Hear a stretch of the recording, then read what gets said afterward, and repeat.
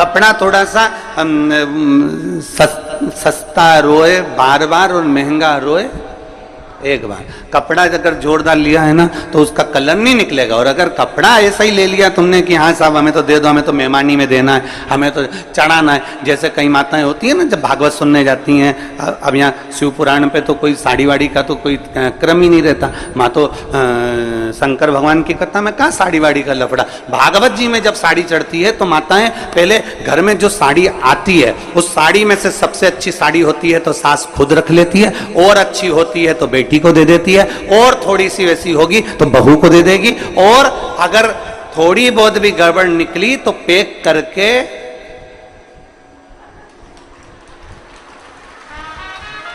और भागवत जी में चढ़ा दे।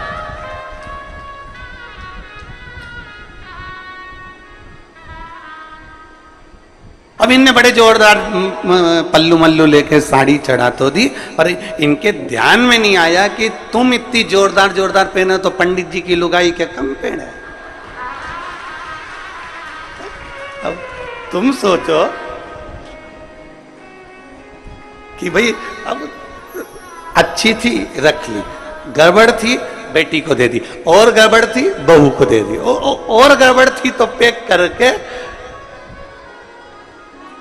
अरे बच गई रे भागवत गीता। और बचने के बाद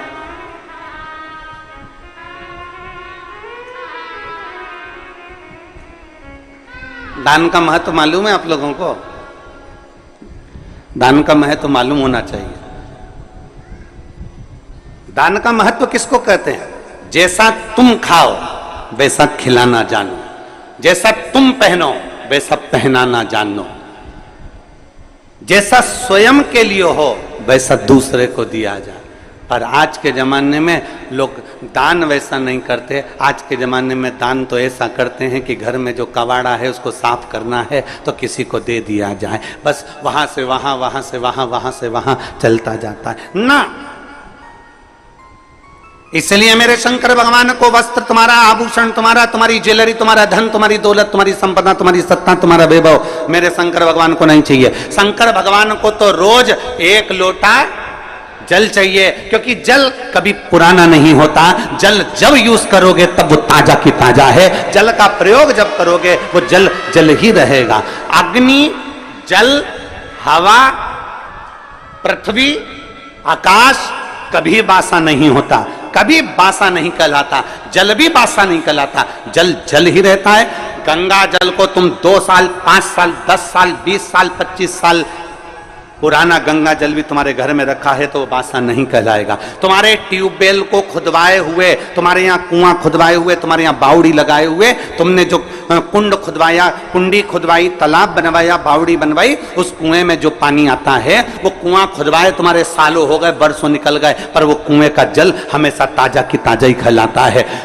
कभी भी पृथ्वी बासी नहीं कहलाती, हवा बासी नहीं कहलाती, जलवासी नहीं कहलाता, अग्निवासी नहीं कहलाता, आकाशवासी नहीं कहलाता। ये सब ताजे की ताजे हैं। इसका प्रयोग जब करोगे, तुम्हारे शरीर में ऑक्सीजन की कमी हो रही है, तुमने तुरंत वायु का प्रयोग करा, ताजा की ताजा है। शिव जी को तुमने जल चढ़ाया, जैसा भी तुम्हारे घर में जल था, जिस भाव में तुम्हारे यहाँ रखा हुआ था, जैसा रखा हुआ था वैसा एक लोटा लेकर शिव जी के पास पहुंच गए। शंकर भगवान ने ये नहीं कहा कि जल बासी है कि ताजा है। दुनिया के लोगों को तुम्हारा लोटा काला दिख रहा है, क्योंकि तांबे का लोटा काला जल्दी हो जाता है।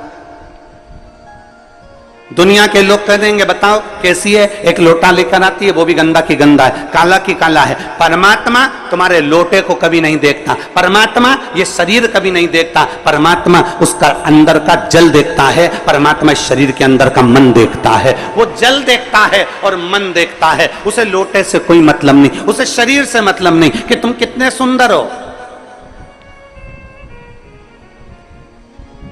उसको शरीर से मतलब नहीं कि तुम्हारी सुंदरता कितनी है, तुम कौन हो, उसको शरीर से कोई। तुम कितने करोड़पति हो, कितने अरबपति हो, कितने वैभवपति हो, तुम दुनिया के कितने बड़े भी करोड़पति बन जाओ, पर कितने बड़े भी सेठ बन जाओ, शंकर भगवान रहते हैं शमशान में, जहां सबकी शान सम है, उसका नाम सम शान है। वहां सब बराबर हैं। पैसे वाला व्यक्ति मरकर जाता है वो भी राख का ढेर बन जाता है, और गरीब व्यक्ति मरकर जाता है वो भी राख का ढेर बन जाता है। पैसे वाला जाता है तो वो भी सफेद चादर में जाता है, गरीब जाता है वो भी सफेद चादर में जाता है। पैसे वाला जाता है वो भी बांस पर बांबू पर जाता है, गरीब भी जाता है तो बांस पर बांबू पर जाता है।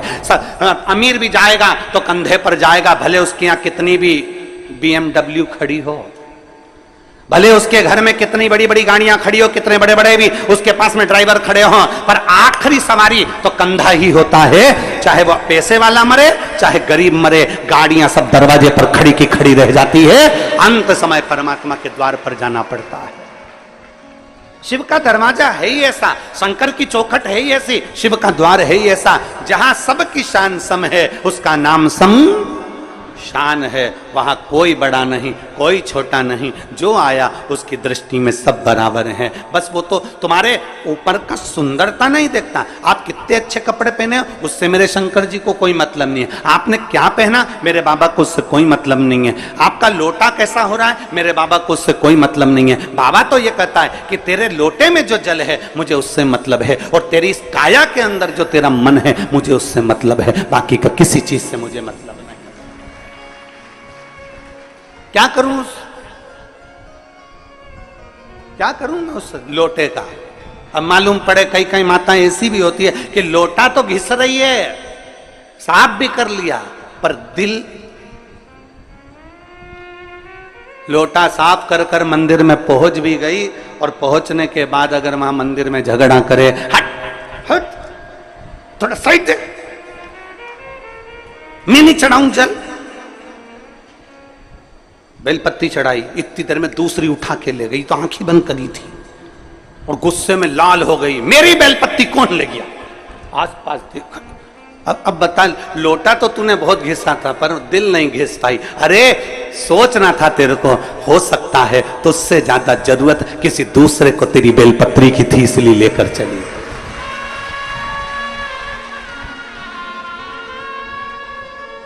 लोटा घिसने से क्या होगा, दिल भी तो घिसो, मन तो साफ करो, क्लीन करो, थोड़ा मन निर्मल करिए।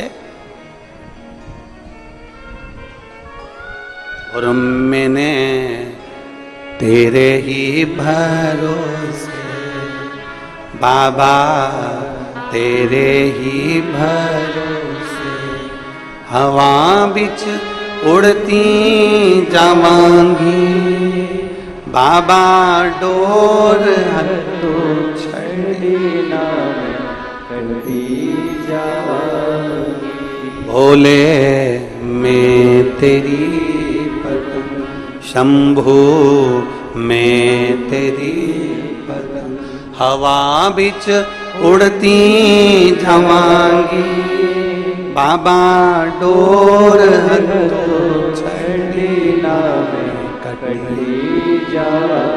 अपना मन तो क्लीन करो, मन साफ करो, जरूर। तुम्हारे शरीर से परमात्मा को कोई मतलब नहीं है, कोई मतलब, क्योंकि परमात्मा के पास में शरीर जाता ही नहीं है।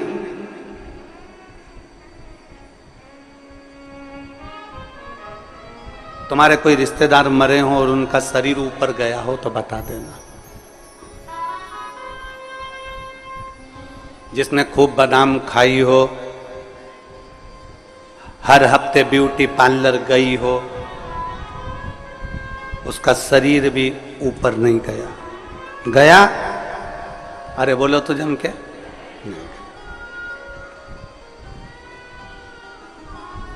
नहीं, शरीर से मतलब ही नहीं उसको कि तुम्हारा शरीर तुम कितना सुंदर रख रहे हो, उससे कोई मतलब नहीं है। उसको तो मतलब है निर्मल मन सो मोहि पावा, और मोहि छल छिद्र कपट ना भावा।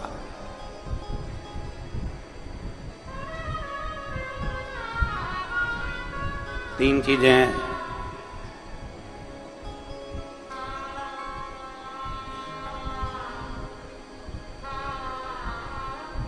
तीन चीजें,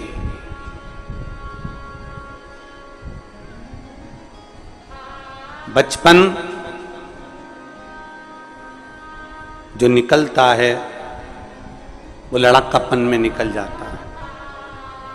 बचपन लाड़पन में निकल जाता है, जवानी अकड़न में निकल जाती है और बुढ़ापा तड़फन में निकल जाता है। बचपन गया, लड़कपन में निकल गया, छोटा है, अकल नहीं है, बुद्धि नहीं है, चित्त नहीं है, ये नहीं है, वो नहीं है, लड़कपन में निकल गए। जवानी अकड़ में निकल गई, तुम मुझे जानते नहीं हो, तुम मुझे पहचानते नहीं हो। कभी कभी ये शब्द भी बड़ा सुंदर शब्द है, तुम मुझे जानते नहीं हो। एक चौराहे पर जब कोई व्यक्ति किसी की गाड़ी रोक लेता है ना, तो गाड़ी रोकते से ही तुरंत तुम मुझे जानते नहीं हो। तो उसने पूछा तुम कौन हो, फिर तुरंत उसने नाम बताया और उसकी गाड़ी छूट गई। बोला छूटी कि नहीं छूटी? अरे जम के तो बोलो, छूट जाती है ना। नाम बताया उसने और उसकी गाड़ी छूटी।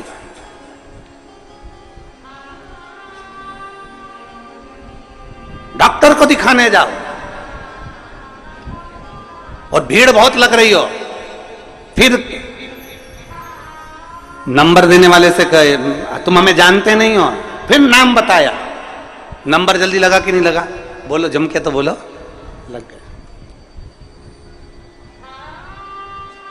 जब गाड़ी पकड़ाती है और नाम बता देने से गाड़ी छूट जाती है, तो फिर अपने को भी ये बात अपने अंदर धारण कर कर रख लेना चाहिए कि गाड़ी को पकड़ा, नाम बताने से गाड़ी छूट गई। तो जब यमराज हमें पकड़े तो हमें भी शंकर का नाम बता देना है, तो हम भी छूट जाए। गाड़ी पकड़ी और नाम बताया तो गाड़ी छूट गई, तो क्या वो यमराज के सामने नाम बताओगे तो ना छूटोगे? और अंत समय प्रभु आना पड़ेगा, वचन दिया तो निभाना पड़ेगा। आए ना आए प्रभु कुटुंब कबीरा, अंत समय प्रभु आना पड़ेगा, वचन दिया तो निभाना पड़ेगा। और अंत समय प्रभु आना पड़ेगा, वचन दिया तो निभाना पड़ेगा। जब एक नाम बोलने से गाड़ी छोड़ दी जाती है, तो उस परमात्मा का नाम लेने से श्री शिवाय नमस्तुभ्यं, ओम नमः शिवाय, नमः शिवाय। जब राम नाम, कृष्ण नाम, शिव नाम, परमात्मा का नाम हम जब लेते हैं तो वो यमराज भी छोड़ देता, छोड़ना पड़ता है। मार्कंडे बाबा का चरित्र कहता है, मार्कंडे बाबा को केवल छोटी सी उम्र मिली थी और कह दिया उसके माता पिता ने शंकर जी को पकड़ ले, शिव जी को पकड़ा। आखिरी में शंकर का गुणगान कर रहे थे, नाम ले रहे थे और यमराज आ गया, छोड़ना पड़ा। नाम का असर बड़ा होता है। जैसे ही फोन लगाया, नाम दिया कि किसकी गाड़ी, नाम सुना, छोड़ दी गई। तो परमात्मा का नाम लोगे तो यम की कैद से भी छूट जाओ।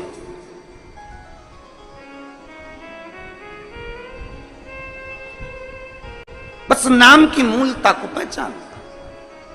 इसलिए तो तुलसीदास बाबा ने अपने सुंदर वचनों में लिखा, तुलसीदास जी ने अपने वचनों में कहा, कलयुग केवल, जम के बोलो जरा, कलयुग केवल नाम धारा। नाम, उन्होंने कलयुग में यह नहीं कहा कि राम धारा की, कृष्ण धारा की, शिव धारा की, यह धारा। उन्होंने कहा कलयुग केवल नाम धारा। तुम्हारी मर्जी पड़े तो राम बोलो, तुम्हारी मर्जी पड़े कृष्ण बोलो, तुम्हारी मर्जी पड़े शिव बोलो, तुम्हारी मर्जी पड़े दत्त बोलो, तुम्हारी मर्जी पड़े देवी बोलो, तुम्हारी मर्जी पड़े कुल देवता का नाम लो, तुम्हारा जो मन पड़े वो नाम लो। पर कलयुग में नाम जरूर लो, क्योंकि कलयुग का सार तत्व केवल नाम से है, परमात्मा के भजन से। ले आओ जरूर नाम। अब आप और हम नाम का लेते, का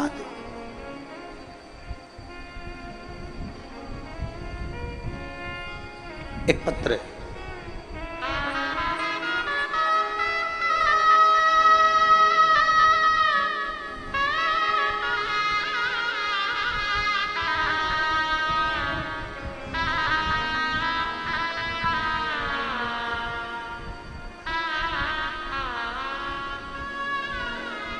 मेरा नाम विमलेश पांडे, मैं कस्बा बेबर की रहने वाली हूँ, जिला मैनपुरी उत्तर प्रदेश की हूँ।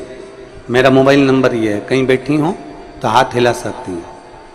मेरा नाम विमलेश पांडे, मैं कस्बा बेबर की रहने वाली हूँ, जिला मैनपुरी उत्तर प्रदेश।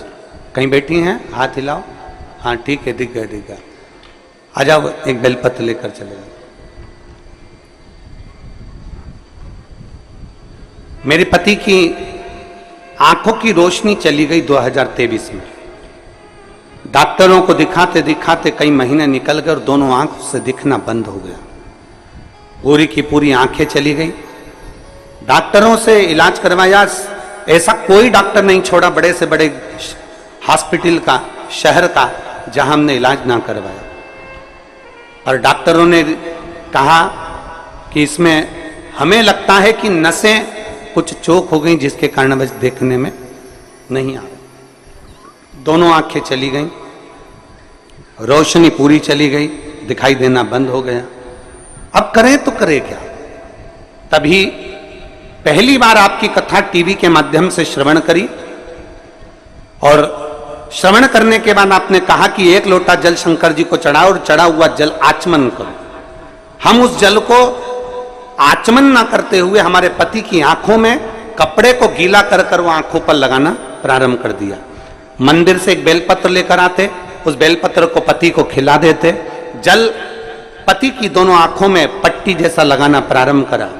जब डॉक्टरों ने कह दिया इसका कोई भरोसा नहीं है कि कब आएगी, और हमने फिर भगवान शंकर पर भरोसा करना प्रारंभ करा। 1-1.5 महीने तो आंखें नहीं आई, 2 महीना निकल गए, आंखें नहीं आई। तब हमने शिव के मंदिर जाना नहीं छोड़ा, पशुपति व्रत करना नहीं छोड़ा, और बाबा का क्या गुणगान करूं गुरुदेव। फिर हमने विचार करा कि आंख की रोशनी तो आई नहीं रही। फिर हमने अपने पति को लेकर सीहोर कुबेरेश्वर धाम पर आ गए, और अपने पति को लेकर यहाँ कुबेरेश्वर धाम पर आए। यहाँ से हमने रुद्राक्ष मांगा, और रुद्राक्ष लेकर हम चले गए। तांबे के कलश में उसको गलाते, शिव जी को जल चढ़ाते, वो रुद्राक्ष का जल अपने पति को पिलाते और आंखों में लगाना प्रारंभ करा। आज मेरे पति की ये 2024 में आंखें वापिस आ गई। मैं बाबा को धन्यवाद देने के लिए आई हूं। ये शिव तत्व है, एक शिव और शिव की उदारता।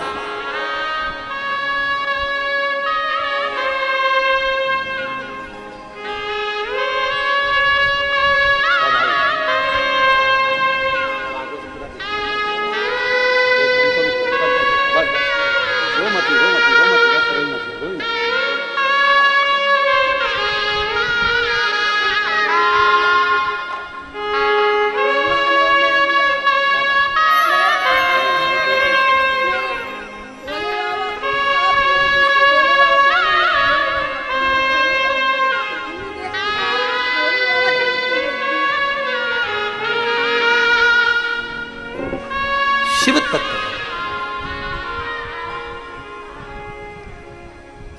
डॉक्टरों ने मना कर दिया था कि आंखें वापस नहीं आएगी। मैं अपने पति को लेकर, उन्हें दिखता नहीं था, धाम पर आ गई, रुद्राक्ष लिया, लेकर चली गई। बाबा की कंकर शंकर पूजन कर कर गई, और बाबा ने मेरे पति की आंखों को वापस दे दिया। ये शिव तत्व है, योग घड़ी, एक विश्वास हमारे भीतर शिव के प्रति,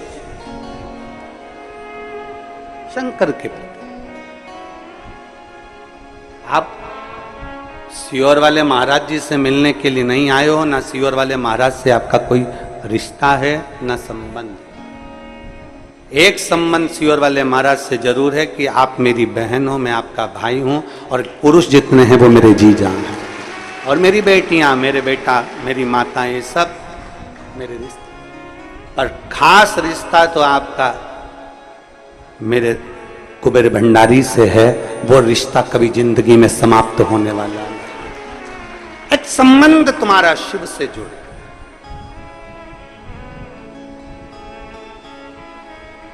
आश्रित हो तो परमात्मा पर हो, किसी दूसरे पर आश्रित नहीं होना। भरोसा करना तो मेरे देवाधिदेव महादेव पर करना, दूसरे पर कभी भरोसा नहीं। इंसान का करा गया भरोसा टूट जाएगा, पर परमात्मा का करा गया हुआ भरोसा कभी जिंदगी में नहीं टूटता, वो भरोसा अजर और अमर रहता है। आपको लगता होगा कि कोई बहुत पैसे वाला है, बहुत करोड़पति है, बहुत धनपति है, बहुत वैभव है उसके पास में, तो बड़ा सुखी होगा। शिव महापुराण की कथा में माता पार्वती जी ने भगवान शंकर से कहा, भोले बाबा आपका और हमारा विवाह हुआ है। एक लड़की जब किसी लड़के से विवाह करती है, शादी करती है, तो उसके मन में बहुत सारी तमन्नाएं होती है, बहुत सारी आस लगी होती है,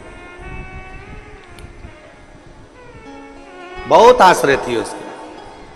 एक लड़की जब किसी लड़के से विवाह करती है तो उसके मन में यह आस होती है कि बड़ा घर मिलेगा, परिवार मिलेगा, पति अच्छा मिलेगा, सास ससुर अच्छे मिलेंगे, रिश्तेदार नातेदार अच्छे मिलेंगे, मैं जिस घर में ब्याह कर जाऊंगी मां भोजन की कोई कमी नहीं होगी, मेरे रहने के लिए अच्छा कमरा, अच्छा भवन, सब कुछ मिलेगा, बड़ा बंगला, बड़ा महल मिलेगा।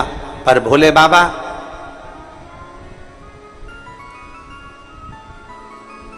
आपकी अर्धांगिनी माता पार्वती जी कर रही, आपकी अर्धांगिनी विवाह कर कर आई, नंदी पर चढ़कर अपने पिता का सारा ठाट छोड़कर, हिमालय राज का पूरा वैभव छोड़कर, हिमालय राज का पूरा ठाट छोड़कर, हिमालय राज के घर की पूरी पूंजी छोड़कर, हिमालय राज के घर का पूरा वैभव छोड़कर, ये बेटी हिमालय राज की आपके साथ में विवाह कर कर यहां आई। पर आपके यहां तो कोई ठाट है ही नहीं, आपके यहां तो कोई सुविधा है ही नहीं, आपके यहां तो यही शमशान पड़ा हुआ है, खुली जमीन पड़ी हुई है, बस जहां कैलाश पड़ा हुआ है, पूरे कैलाश में जहां चाहो वहां रह लो, किसी कंदरा में प्रवेश कर जाओ, किसी गुफा में जाकर भोजन कर लो, कंदमूल फल मिल जाए तो पा लीजिए और आराम से अपना आनंद पाइए। पूछा मेरे भोलेनाथ ने, पार्वती क्या चाहती हो, तुम चाहती क्या? पार्वती जी ने कहा, प्रभु कोई सुविधा तो होना चाहिए ना।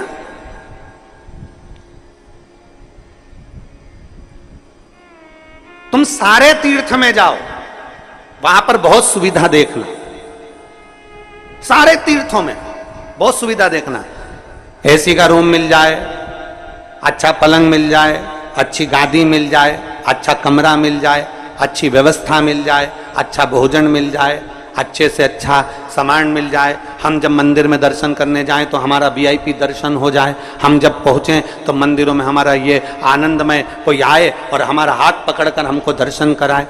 सब मंदिरों में तुम्हारे लिए वीआईपी व्यवस्था हो सकती है, सारे तीर्थों में तुम्हारे लिए वीआईपी व्यवस्था हो सकती है, सारी सुविधा तुम्हें वहां मिल सकती है। पर कुबेरेश्वर धाम जब भी आना तो ये मत सोच कर आना कि यहाँ सारी सुविधा मिलेगी, क्योंकि जहां सुविधा होती है वहीं दुविधा होती है, यहाँ सुविधा है जैसी वैसे प्राप्त हो जाती है। अधिक सुविधा में दुविधा होती है। यहां तो भोजन भी आपको बनाना है और खाना भी, अरे बोलो तो जम के, आपको ही है। कद्दू भी आपको ही काटना है और बनाना भी आपको ही है, रोटी भी आपको सेकना है और खाना भी आपको ही है, खिचड़ी भी आपको बनाना है, चावल बीनना भी आपको ही है, सब्जी काटना भी आपको ही है। और अंदर यही होता है, आप में से कई माताएं, कई भाई, कई बहन, कई बेटियां, कई बेटे आते हैं, सेवा करते हैं और कद्दू काट रहे हैं, सब्जी काट रहे हैं, कहीं रोटियां बना रहे हैं, कहीं कोई सेवा कर रहा है, कोई झाड़ू लगा रहा है, कोई मालूम पड़े नुक्ती तल रहा है, कोई मिक्सचर तल रहा है। हमारी भोजनशाला में एक भी हलवाई नहीं है, हमारी भोजनशाला में केवल आप आते हो, भोजन बनाते हो और चले जाते। जितने हो आप आते हो, भोजन बनाते हो, चले जाते। आप में से कोई बाहर से आता है, वो कह देता है कि हाँ हम भोजन बनाना जानते हैं, उनको बिठा देते हैं कि तुम नुक्ती तल लो। आप में से कोई आके कहता है हाँ हम तलना जानते, तो उसको मिक्सचर बनाने बिठा देते।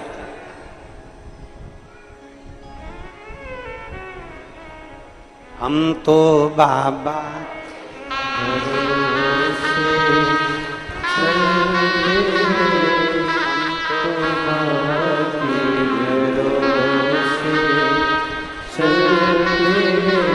अगर सुविधा चाहिए तो यहां सुविधा नहीं, क्योंकि सुविधा जिसके पास में बहुत होती है, बहुत वीआईपी कल्चर में जो रहता है, बाद में वही दुविधा में रहता है। क्योंकि मालूम पड़े दरवाजे पर 4 लोग आए और निकल कर तुम दूध तक लेने ना जाओ, किसी को पानी पिलाने ना जाओ, तो घुटने में धीरे धीरे जंग लग जाती है, कमर में जंग लग जाती है, चलते नहीं बनता, फिरते नहीं बनता, काम नहीं बनता। आप में से ये जितने जजमान परिवार बैठे हैं, इसमें एक मुंबई का पंचाल परिवार भी बैठा हुआ है, खड़े हो जरा। ये दोनों ऐसे जजमान हैं कि जब से कुबेरेश्वर बाबा के धाम से जुड़े हैं, एक भी कथा ऐसी नहीं निकली जिसमें ये यजमान नहीं बने कुबेरेश्वर धाम के। और इन दोनों की आदत ऐसी है कि जैसे ही श्री शिवाय नमस्तुभ्यम बोलने का नंबर आएगा, ये दोनों जमीन पर बैठ जाएंगे और बाबा से विनती एक ही चीज की करते हैं, अगली कथा जब भी हो, बस बाबा अगला जजमान फिर तुझे बनाना। ये सोफे पर बैठ के, पलंग पे बैठकर श्री शिवाय नमस्तुभ्यम बोलते ही नहीं है, ये दोनों नीचे बैठेंगे जमीन, दोनों जमीन। और दोनों के पांव में प्रॉब्लम है, दोनों के पांव में दिक्कत। पर जितनी देर 5 बार हम 7 बार जो हम श्री शिवाय नमस्तुभ्यम व्यासपीठ से बोलते हैं, तब ये कहीं पर खड़े भी होते हैं ना, तो जमीन पर बैठ के बोलना चालू कर देते हैं। तो हमने इनसे एक दो बार पूछा भी, तुमको मिलता क्या ऐसा? तो क्या इस भूमि में कुछ चुंबक है, नीचे बैठकर जब बोला जाता है और बाबा से मांगा जाता है तो वो वापस खींच कर बुला लेता है। चुंबक। ये मुंबई से आते हैं, हर कथा में जजमान बन जाते, हर कथा, प्रत्येक।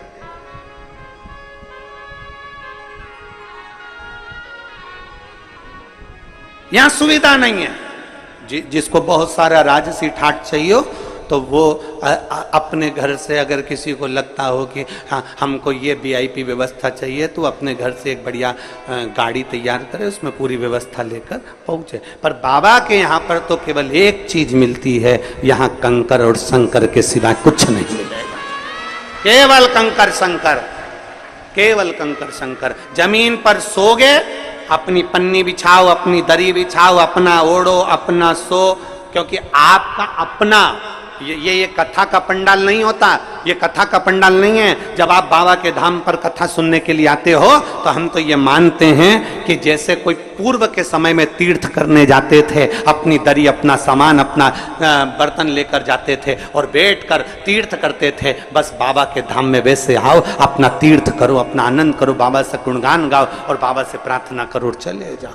फिर वो धीरे धीरे धीरे धीरे धीरे धीरे तुमको कैसे बुलाएगा, कितने ठाठ से बुलाएगा, ये उसके ऊपर निर्भर कर। कितने ठाठ से बुलाएगा ये उसके, जैसे भी आदरणीय विधायक महोदय कह रहे थे, पहले हम आए ट्रेन से, ऑटो से, फिर बस से, फिर गाड़ी से, फिर बाबा ने कृपा कर बुलाया। ये शिव भक्ति है। वो कैसे बुलाएगा वो आपके ऊपर निर्भर करता। आप में से कई माताएं ऐसी बैठी है जो एक बार नहीं कई बार बाबा के धाम आ चुकी, हर 2-3 महीने में आ जाती, हर 1 महीने में पहुंच जाती, बाबा के धाम पर आकर अपनी सेवा करी, चाकरी करी, झाड़ू लगाया, पोछा लगाया, बर्तन भांडा साफ करा और बाबा से विनती करी, हम तो बाबा के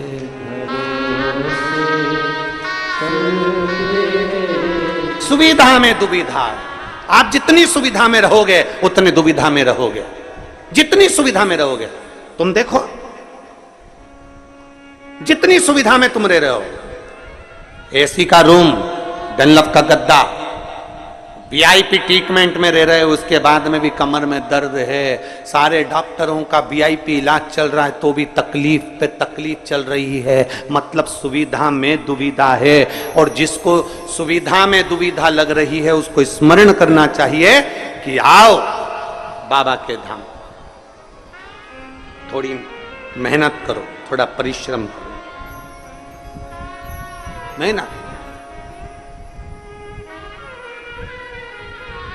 और जब हम बाबा के धाम में आकर थोड़ा सा परिश्रम करते हैं, बाबा से अपने दिल की बात कहीं बैठकर 108 बार श्री शिवा नमस्तुभ्यम जब हम कहते हैं, बाबा उसको स्वीकार कर लेते हैं। एक पत्र है,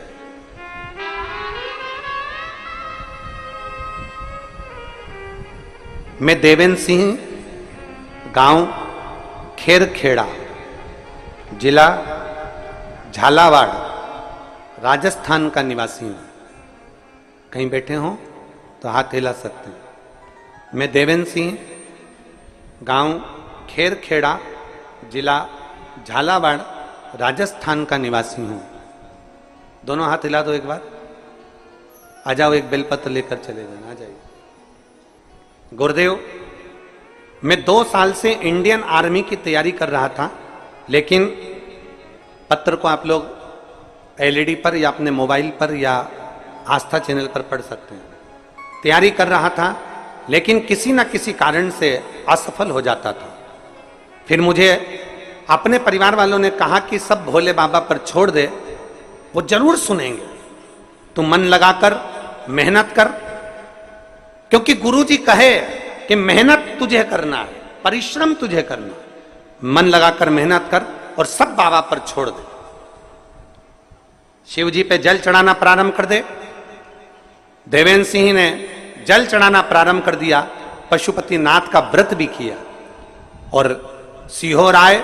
यहां आकर हमने कंकर शंकर की पूजन करी, और कंकर शंकर की पूजन कर कर भोले बाबा से प्रार्थना करी, और बाबा ने ऐसी कृपा कर दी कि आज मेरी सिलेक्शन इंडियन आर्मी में हो गया, और मेरी पोस्टिंग जम्मू में हुई है। मैं जम्मू में पोस्ट हुई। मैं बाबा को धन्यवाद देने के लिए, मेरी पोस्टिंग जम्मू में। देवेंद्र सिंह, गांव खेरखेड़ा, जिला झालावाड़, राजस्थान का निवासी। यह शिव तत्व है।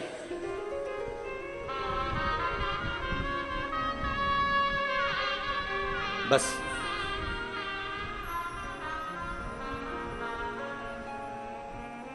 जब आप और हम भगवान शिव के भक्ति में रमे, जब आप और हम भगवान शंकर की अविरल भक्ति में रमे, शिव महापुराण की कथा कहती है, उस समय पर हमारे भीतर, हमारे मन में संशय नहीं होना चाहिए। इस पत्र में लिखा कि मेरे परिवार वालों ने मुझसे कहा कि शिव पर छोड़ दे, मेहनत पूरी करना, परिश्रम पूरा करना। मेहनत पूरी कर, परिश्रम पूरा कर। कहा गुरुजी बोलते हैं कि मेहनत में पीछे नहीं हटना है, मतलब मेहनत तो आपको डपट के करना पड़ेगी। और फिर निवेदन है जो हमने परसों की कथा में कहा था, खांसी हमें चली है तो खांसना हमें पड़ेगा, छींक हमें आई है तो छींकना हमें पड़ेगा, कष्ट हमें आया है तो भोगना हमें पड़ेगा। उसी तरह आपको अगर दुख है तो मेरे बाबा का गुणगान भी आपको करना पड़ेगा, आपकी मेहनत के साथ करना पड़ेगा, आपके परिश्रम के साथ।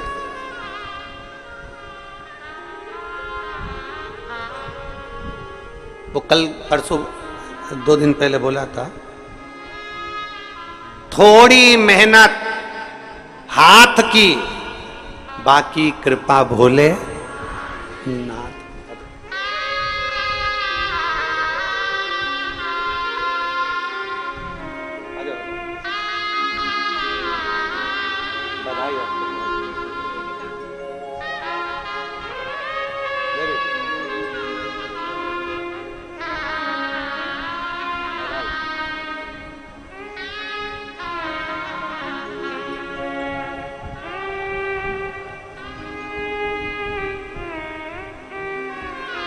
एक शिव के प्रति भरोसा, थोड़ी मेहनत हाथ की, बाकी कृपा भोले नाथ। मेहनत करो, परिश्रम करो, पीछे नहीं हटना।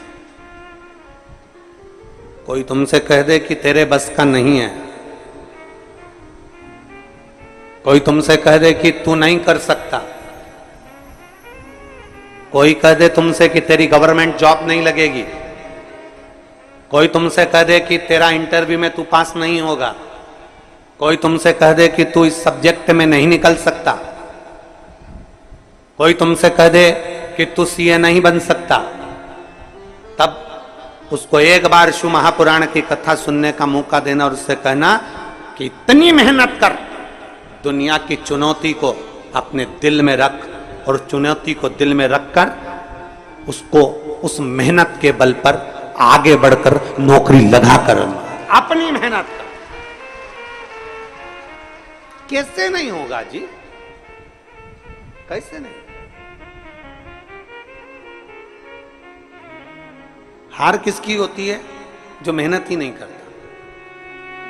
हार किसकी है? जो मेहनत ही नहीं करता। दुकान खोल कर बैठ गया, उसके बाद मन ही नहीं लग रहा क्योंकि इसमें व्यापार अच्छा नहीं चलेगा, व्यापार अच्छा नहीं चल रहा, व्यापार अच्छा नहीं चल रहा, क्योंकि तेरी रुचि नहीं है ना, तो उसमें संघर्ष ही नहीं कर रहा, तो उसमें मेहनत ही नहीं कर रहा।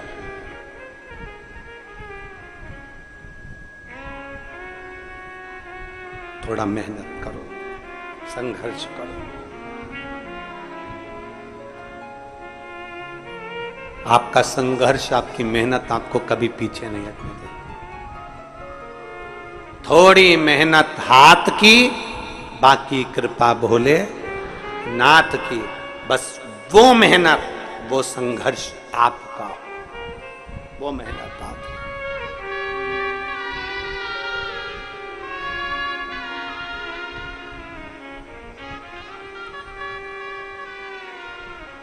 और महाराज जब हम पूर्ण भरोसे के साथ में देवाधिदेव महादेव की भक्ति में रम जाते हैं, पूर्ण भरोसे के साथ, हम पूर्ण विश्वास के साथ में भगवान शंकर की अविरल भक्ति में जब हम रमते हैं, हमारे ऊपर शिव की दृष्टि पड़ती ही है, शंकर की दृष्टि पड़ेगी।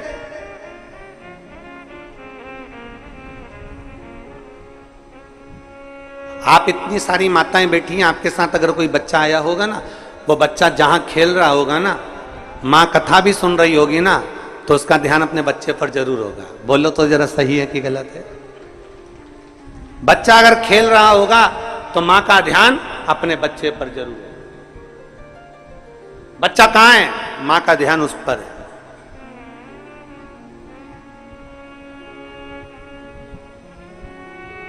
अपने बच्चे पर मां का ध्यान बना रहता है, अपने बच्चे पर पिता का ध्यान बना रहता है, उसी तरह एक लोटा जल चढ़ाने वाले पर मेरे शंकर का ध्यान बना रहता है, बना रहता है।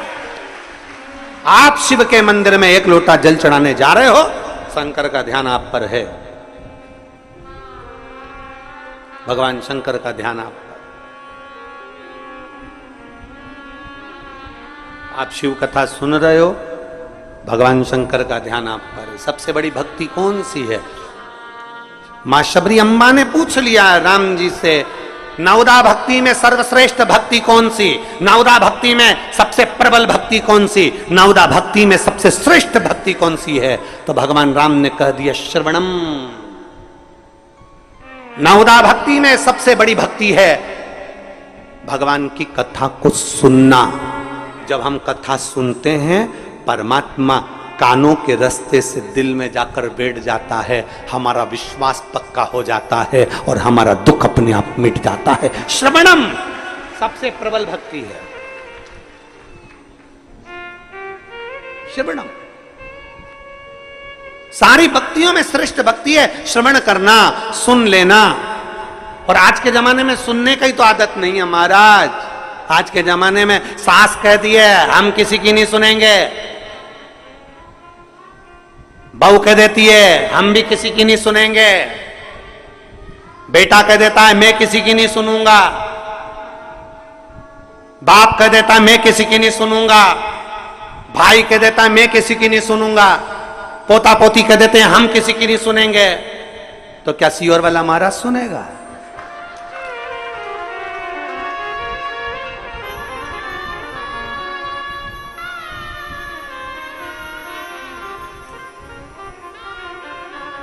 सही बात है, सुनने की आदत तो डाल ली है, डालना चाहिए सुनने की आदत। हम किसी की नहीं सुनेंगे, हम किसी के बाप की नहीं सुनेंगे, बाप के हम नहीं सुनेंगे, छोरा के हम नहीं सुनेंगे, सास के हम नहीं सुनेंगे, माँ के हम नहीं सुनेंगे, कल की आई हम तेरी सुनेंगे। और सास के मैं किसी की नहीं सुनूं, बेटा के मैं नहीं सुनूं, पोता के मैं नहीं सुनूं, पोती के मैं नहीं सुनूं, कौन सुनेगा? आज के समय में कोई सुनना नहीं चाहता। तो यहाँ राम जी कह रहे हैं सबरी अम्बा को सर्वप्रथम भक्ति, सबसे श्रेष्ठ भक्ति, सारी भक्तियों में श्रेष्ठ भक्ति है श्रवणम, कथा को सुनना, बातों को सुनना, श्रवण करना और अपने अंदर उतारना, ये श्रेष्ठ भक्ति है। जिसने कथा को सुनना प्रारंभ कर दिया, जिसने कथा में दिल लगाना प्रारंभ कर दिया, कथा को सुनते सुनते उसके अंदर विश्वास पक्का हो गया, तो उसके अंदर इतना विल पावर आ जाता है, इतना बल आ जाता है कि वो आखिरी में जीत ही जाता है, वो हारता नहीं। विश्वास।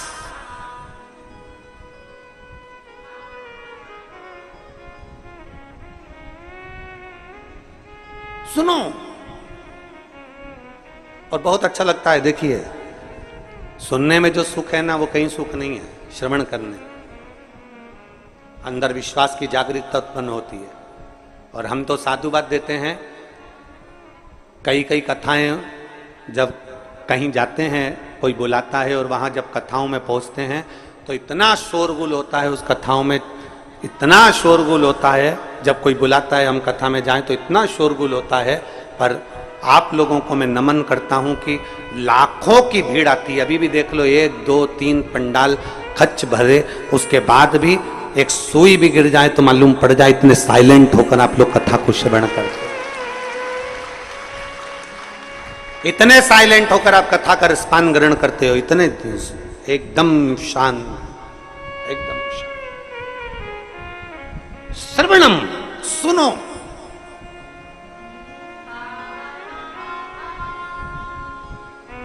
जितना सुन सकते हो सुनो।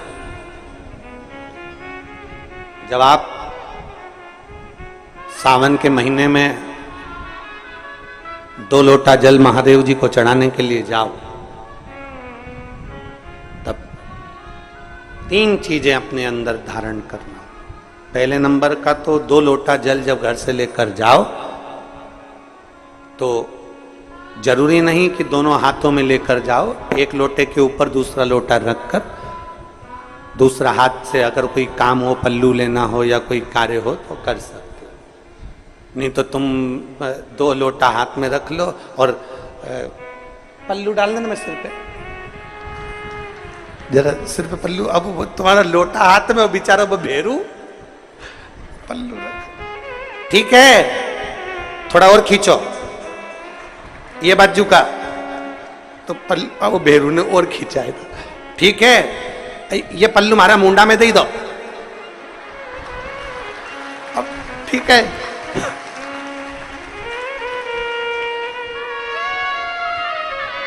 और थोड़ी दूर चली और याद आ गया, ओ बाप! इतने में भेरू ने कहा, क्या हो गया? क्या हुआ? वो हमारे फूल माला की पन्नी तो ही रह गई, जरा उठाओ, उठाओ जरा, ये ले, कमर में खोसी दो, खोच कमर में पन्नी। और कैलाश पर्वत पे जाके रहूंगी, भोले को अपना। अब पति भी के अच्छा शंकर हुआ और अच्छा जल हुआ। निवेदन है, अगर 2 लोटा हाथ में ना तो एक के ऊपर एक लोटा रखकर भगवान की भक्ति धारण करते हुए 3 चीजों में एक चीज जल 2 लोटा, दूसरा श्री शिवाय नमस्तुभ्यम का जाप पूरे सावन के महीने में से कम 5 दिन ऐसे निकालना कि बेलपत्री के पेड़ की छांव में बैठकर हम श्री शिवाय नमस्तुभ्यम की कम से कम 1 माला जरूर कर लें, जरूर। और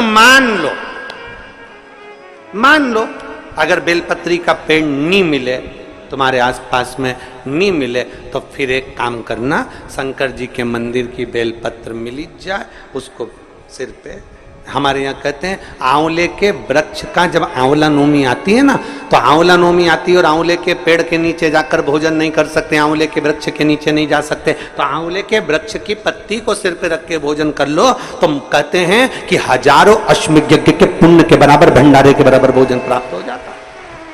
आंवले के वृक्ष की पत्ती, तो वो बेलपत्र भी मस्तक पर बाबा को प्रणाम कर कर फिर वही बेलपत्र का आनंद करते हुए भाव से उस बेलपत्र को मात्र शीश से लगाई लिया ना, मस्तक पर चढ़ाई लिया ना, तो भी भगवान की अविरल भक्ति प्राप्त हो सकती, अविरल। और मान लो बेलपत्र भी ना मिले तो बेलपत्री के वृक्ष की थोड़ी सी मिट्टी अपने मस्तिष्क पर लगाकर मस्तक पर चढ़ाकर भी हम जाप कर सकते। बेलपत्र के वृक्ष की मिट्टी का भी चंदन हम लगा सकते। चंदन हमने एक बार पहले –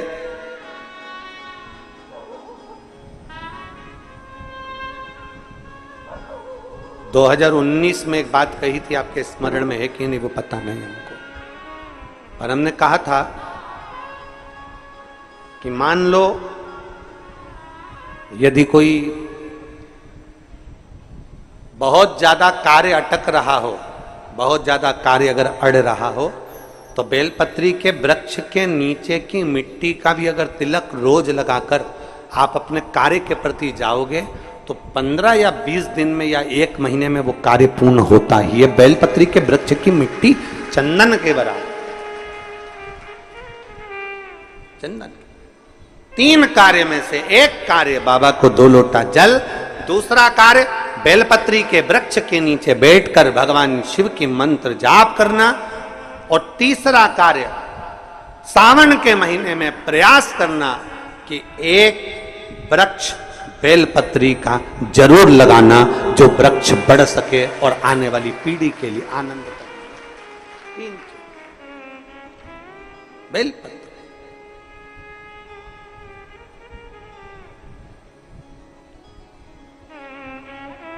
शिव का नाम लेकर, भगवान शंकर की स्तुति कर शिव के करीब,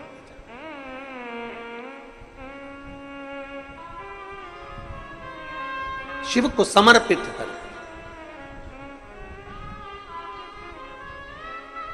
भाव से ये भाव रखकर लगाना कि हम जिंदा हैं तो बेलपत्री का पत्ता, बेलपत्र हम भगवान शिव को चढ़ा रहे हैं, बेलपत्र हम शंकर को चढ़ा रहे हैं।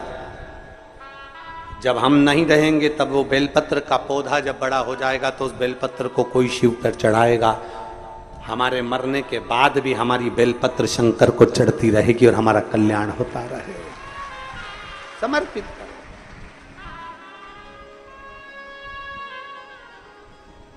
बाबा को समर्पित कर। 3 चीजें, एक सावन के महीने में 2 लोटा, जम के बोलो जरा, जल, सारी समस्या का हल।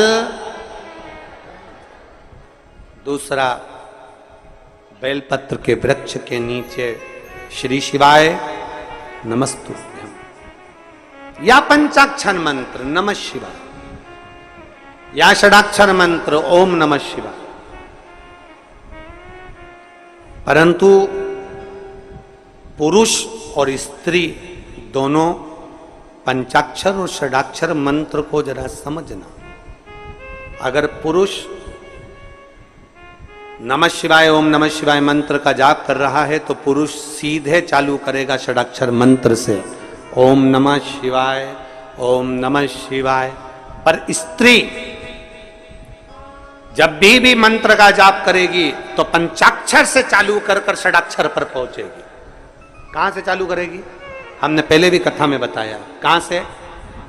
जम के बोलिए जरा, नमः शिवाय, फिर बाद में षडाक्षर पर आएगी ओम नमः शिवाय। नमः शिवाय ओम नमः शिवाय, नमः शिवाय ओम नमः शिवाय, नमः शिवाय ओम नमः शिवाय, नमः शिवाय ओम नमः शिवाय। पुरुष ओम नमः शिवाय ओम नमः शिवाय ओम नमः शिवाय जप सकता, पर स्त्री पंचाक्षर से चालू कर कर षडाक्षर पर पहुंचेगी और पुरुष षडाक्षर से चालू कर देगा ओम नमः शिवाय ओम नमः शिवाय ओम नमः शिवाय ओम नमः शिवाय ओम नमः शिवाय। ये पुरुष चालू कर दिया, पर स्त्री जब जपेगी नमः शिवाय ओम नमः शिवाय ओम नमः शिवाय ओम नमः शिवाय, पंचाक्षर से चालू करा। कहां से चालू करा है? फिर से आप लोग एक बार बोल के देख लो, चालू करो बोलना, नमः शिवाय, ओम नमः शिवाय, ओम नमः शिवाय। कहां से चालू करा था? नमः शिवाय से, षडाक्षर तक गए हो, फिर पुरुष ओम नमः शिवाय, नमः शिवाय, ओम नमः शिवाय, नमः शिवाय, ओम नमः शिवाय। पंचाक्षर से षडाक्षर तक फिर से बोलो एक बार, बोलो चलो, नमः शिवाय, ओम नमः शिवाय, ओम नमः शिवाय, ओम नमः शिवाय, नमः शिवाय, ओम नमः शिवाय। पंचाक्षर से षडाक्षर की ओर।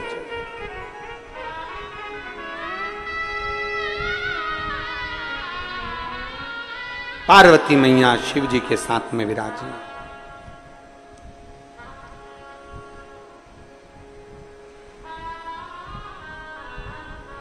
बैठी थी। भगवान शंकर के तेज पुंज गंगा जी के जल में चला जाता और गंगा जी के जल से 6 पुत्र जन्म ले लेते हैं, 6 पुत्र, जिनका नाम कृतिकाओं ने एक कर कर षडानंद कार्तिकेय रख दिया। कार्तिक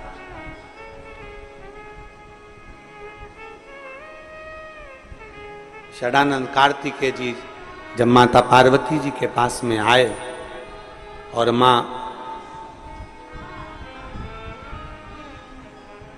माता पार्वती जी के पास में आते हैं और माता पार्वती जी को प्रणाम करते हैं, बाबा भोलेनाथ जी को प्रणाम करते हैं, औगड़दानी को नमन करते हैं, प्रणाम करते हैं, दंडवत करते हैं, साष्टांग करते हैं, फिर तारकासुर का संहार करने के लिए जाते हैं।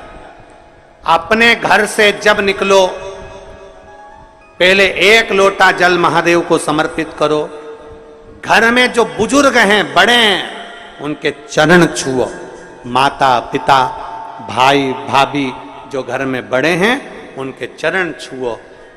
क्यों? क्योंकि शास्त्र कहता है जब घर से निकलते हैं 1 लोटा जल चढ़ाकर, चरण छूकर जब हम अपने काम के लिए जाते हैं तो हमारे साथ अपने माता पिता का तप बल भी हमारे साथ, महादेव की कृपा भी हमारे साथ जाती है।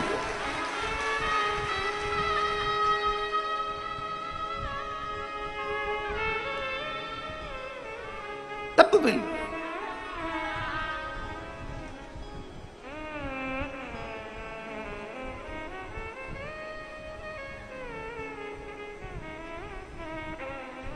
तो कहे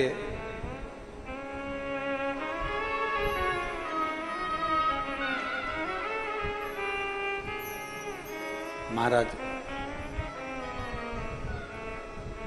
अपनी किस्मत का ताला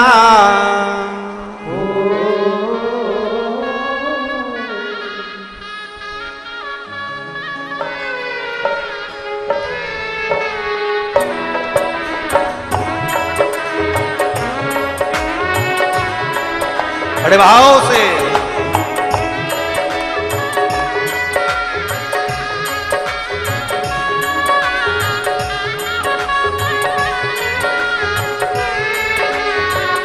हो,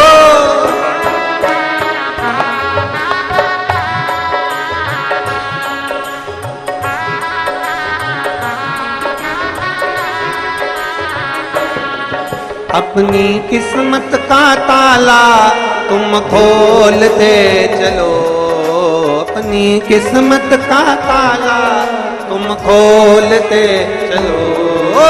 श्री शिवाय नमस्तुभ्यं तुम बोलते चलो, श्री शिवाय ओ श्री शिवाय नमस्तुभ्यं तुम बोलते चलो, श्री शिवाय नमस्तुभ्यं तुम बोलते चलो। अपनी किस्मत का ताला हो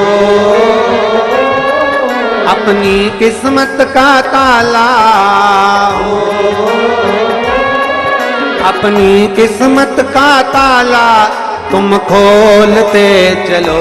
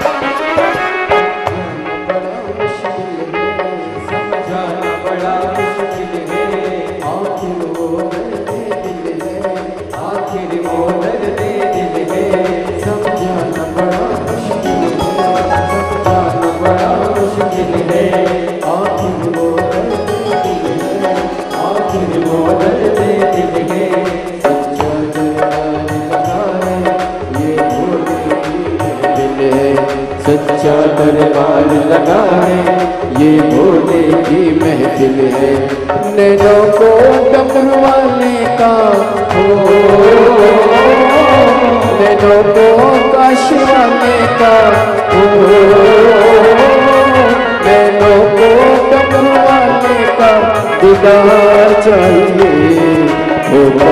16 वर्ष की अवस्था के पहले संकट सोमवार का 16 सोमवार का प्रसाद हाथ की हथेली में आ गया और उसको आपने भूल से भी खा लिया।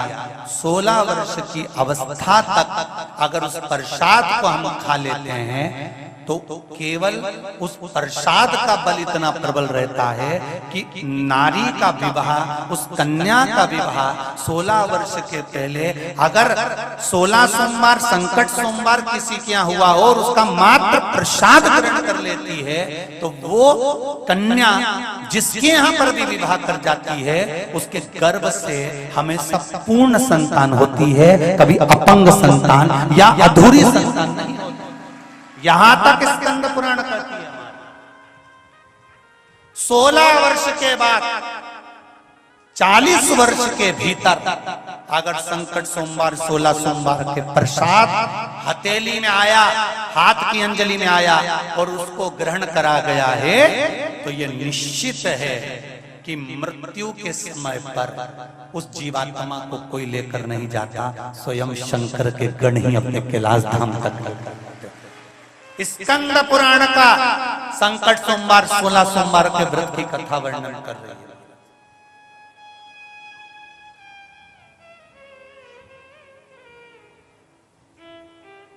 बहुत ध्यान दीजिएगा जरा।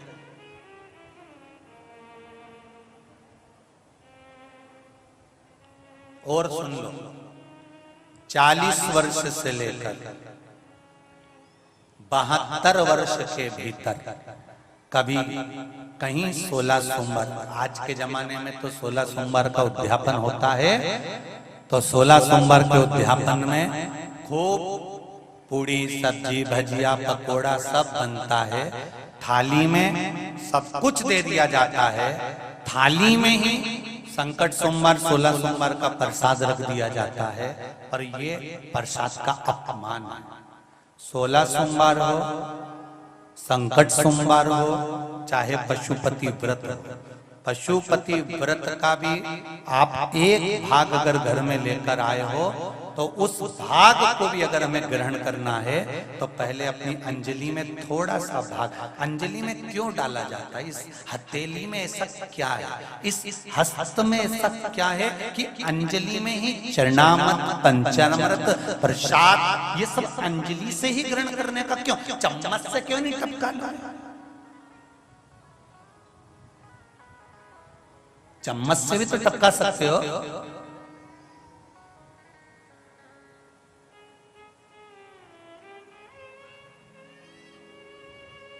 पंडित जी के पास जाके बैठोगे तो पंडित जी कहेंगे लो हाथ आगे करो, चलो प्रसाद लो। आप अपने बच्चों को सिखाते छोटे छोटे, चलो गुरु जी से प्रसाद लो, बच्चा तुरंत दोनों हाथ कर लेता। अंजलि का ही महत्व क्यों कहा गया? इसको अंजलि और अंजलि का ही महत्व क्यों कहा गया? किस लिए? डायरेक्ट पंडित जी के पास जाओ और पंडित जी के पास जाकर क्यों हम हाथ में नहीं लेंगे, तुम तो मुंडा में दो, और नहीं तुम तो मुंडा पाड़ी दो, पंडित जी में 2 बूंद तुम्हारे को चरणामृत की न पंचामृत की टपकाई दे। नहीं, क्यों कहा? पशुपति व्रत भी करो, उसका भी प्रसाद थोड़ा सा हाथ की हथेली में अंजलि में रखकर फिर पाओ। क्यों? क्योंकि इस अंजलि के भीतर संपूर्ण ब्रह्मांड के देवी देवता का एक आनंद सुख छुपा होता है। जब हम प्रसाद ग्रहण करते हैं तब उस समय पर हमारे सूर्य चंद्र सारे ग्रह अनुकूल होकर उस प्रसाद के रूप में हमारे भीतर उतर कर परमात्मा की साक्षीकरण कराकर हमारे मनोरथ को पूर्ण कर देता है। साक्षीकरण कराकर मनोरथ को पूर्ण।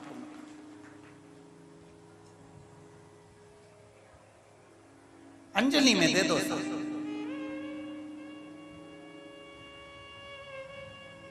संकट सोमवार 16 सोमवार का उद्यापन करने वालों से निवेदन है हाथ जोड़कर, आप कभी भी संकट सोमवार का उद्यापन करो चाहे 16 सोमवार का उद्यापन करो, एक बात याद रखना, जो तुमने चूरमा का प्रसाद बनाया है वो चूरमा का प्रसाद थाली में नहीं रखना है, उनको कहना अंजलि में लीजिए, हाथ की हथेली में लीजिए, थोड़ा सा भी भाग हाथ की हथेली में जाएगा, प्रसाद इकट्ठा होगा, आप उसको पाएंगे। और संपूर्ण भोजन करने के पहले प्रसाद ग्रहण करा जाता है। पशुपति व्रत किस किसने करा है? पशुपति व्रत सभी ने करें, दर लो वापिस दर लो। पशुपति व्रत का नियम है कि भोजन ग्रहण करने के पहले पशुपति व्रत का प्रसाद ग्रहण करा जाता है। उसी तरह संकट सोमवार 16 सोमवार का व्रत का प्रसाद, उद्यापन का प्रसाद भी सबसे पहले प्रसाद मुख में जाना चाहिए, उसके बाद पूड़ी भजिया पकौड़ा जो भी बनाए ये उसके बाद जाना चाहिए। पर अपन तो कह देते हैं तुम चालू तो करो, मैं प्रसाद लेके आई, तुम चालू करो, और फिर प्रसाद आता है, फिर उसको दिया जाता है। ये श्रेष्ठ है।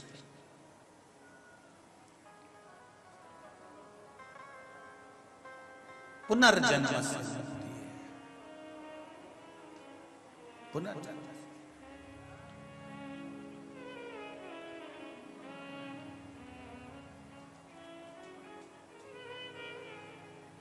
बड़ी दूर से आई हूँ भोले, यह दासी पड़ी चरण तेरे, बड़ी दूर से आए हो, ये दासी पड़ी चरण भोले, बड़ी दूर से आई हूँ भोले यह दासी पड़ी चरण तेरे, बड़ी दूर से आई हूँ भोले, यह दासी पड़ी चरण तेरे, यह दासी पड़ी चरण तेरे, यह दासी पड़ी चरण तेरे, यह दासी पड़ी चरण तेरे, यह दासी पड़ी शरण तेरे, बड़ी दूर से आई हूँ भोले यह दासी पड़ी चरण तेरे, बड़ी दूर से आई हूँ भोले, यह दासी शंभो शंभो चरण तेरे। भाव से आनंद के साथ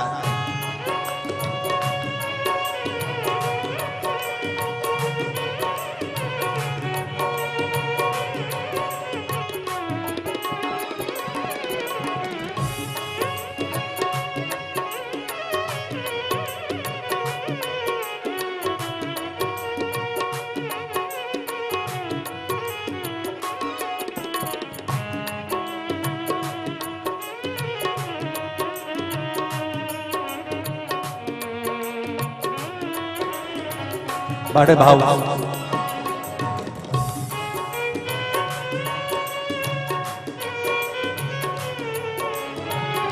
जय हो।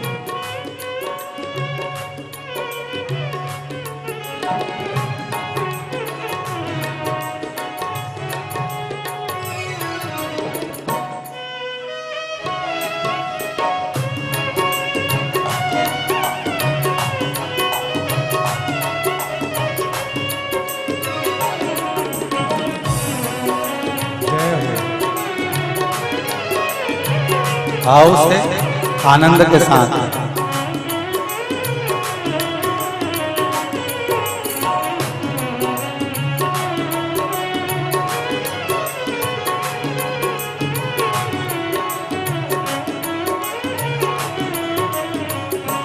प्रभु अपना जान के अपना लो, प्रभु अपना जान के अपना लो, भोले अपना जान के अपना लो, भोले अपना जान के अपना लो, यह दासी पड़ी चरण तेरे, यह दासी पड़ी शरण तेरे, यह दासी पड़ी चरण तेरे, यह दासी पड़ी शरण तेरे, बड़ी दूर से आई हूँ भोले यह दासी बड़ी चरण तेरे, बड़ी दूर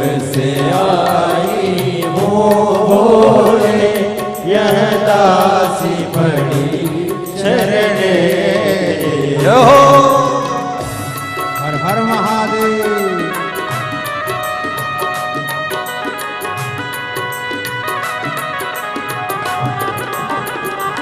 जय हो भोले।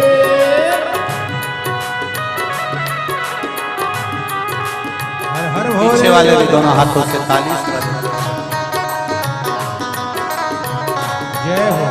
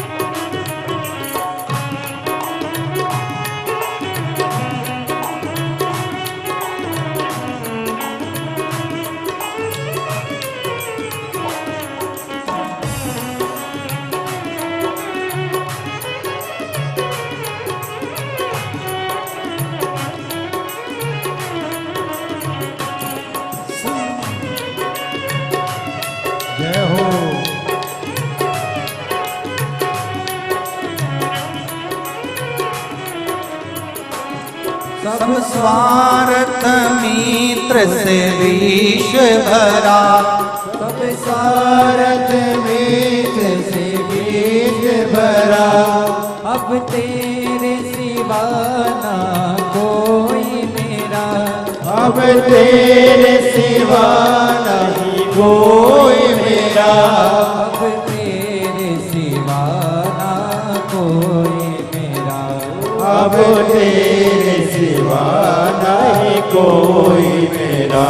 बड़ी दूर से आई हूँ भोले, यह दासी बड़ी शरणे तेरे, बड़ी दूर से आई हूँ भोले, यह दासी बड़ी शरणे तेरे। बड़ी दूर से आई हूँ भोले, यह दासी पड़ी चरण तेरे।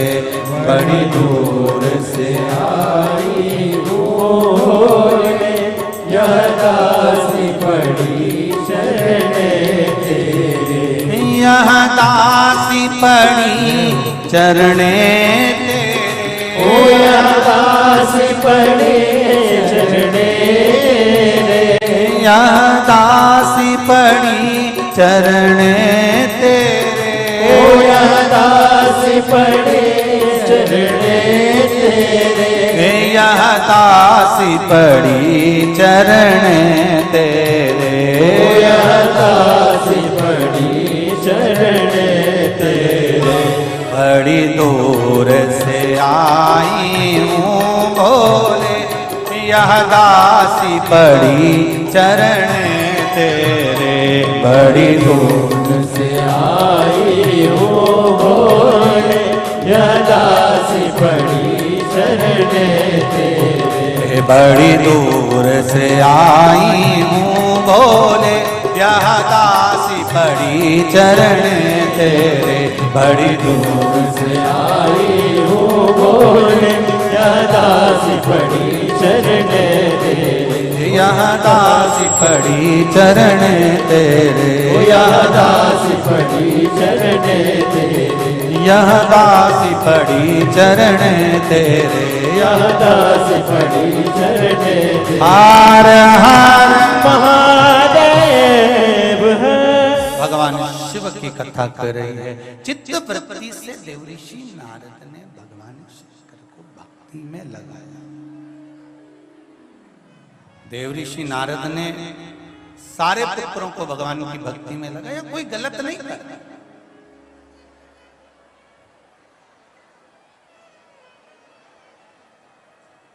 यदि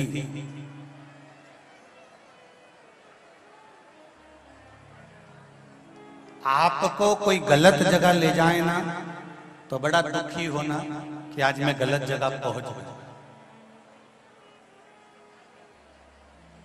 सुन लो री जी जरा अच्छे से, और जितने भी भाई लोग बैठे हैं वो भी अच्छे से सुन। यदि कोई आपको गलत जगह ले जाए तो दुखी होना कि मैं गलत जगह पहुंच गया। कोई आपको महाकाल की नगरी में ले जाए, या ओमकारेश्वर ले जाए, या नर्मदा जी के तट पर ले जाए, या शिव महापुराण में ले जाए, तो बड़े प्रसन्न होना कि मेरी भाग्य जगह तो मैं अच्छी जगह पहुंच गया। ये शिव की कृपा से, उसकी कृपा से।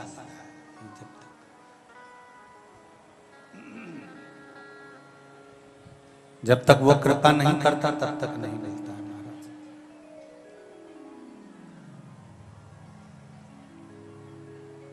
महाराज।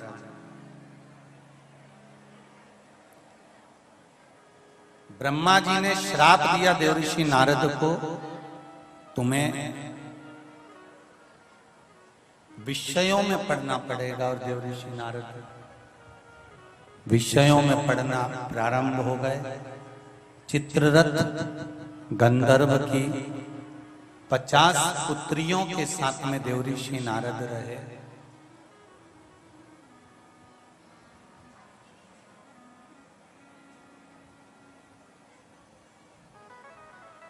जब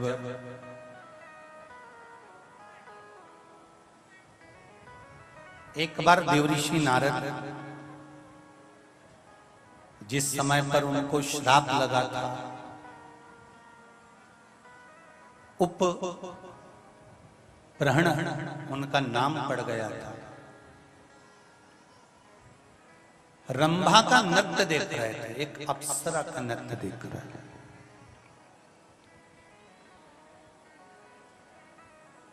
और रंभा का नृत्य देखते देखते उनको भान नहीं हुआ कि सामने से ब्रह्मा जी आ रहे हैं, ब्रह्मदेव आ रहे हैं, ये स्मरण नहीं हुआ है।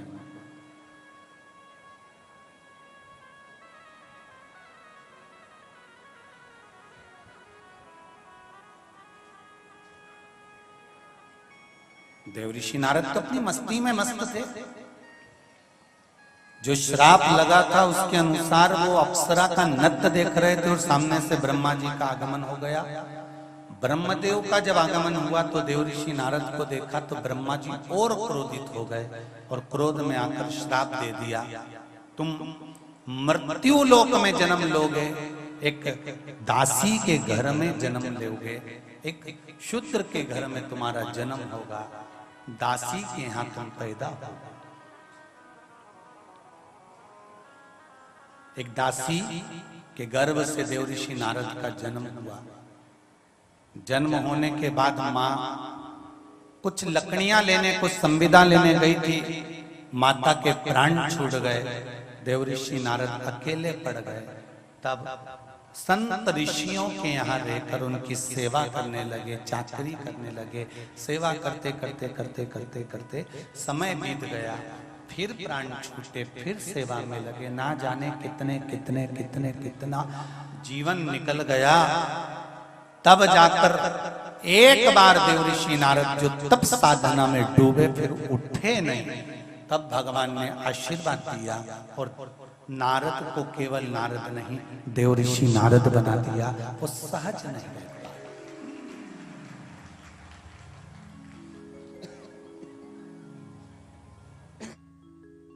सहज नहीं रहता।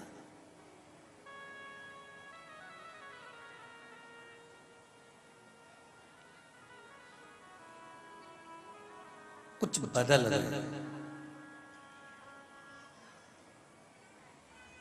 शिव पुराण कहते हैं जैसे ब्रह्मा जी के ऊपर भार था सृष्टि की रचना का,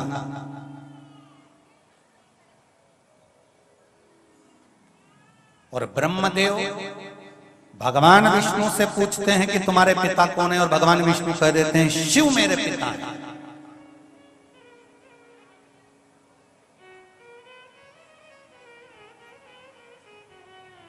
शंकर मेरे पिता।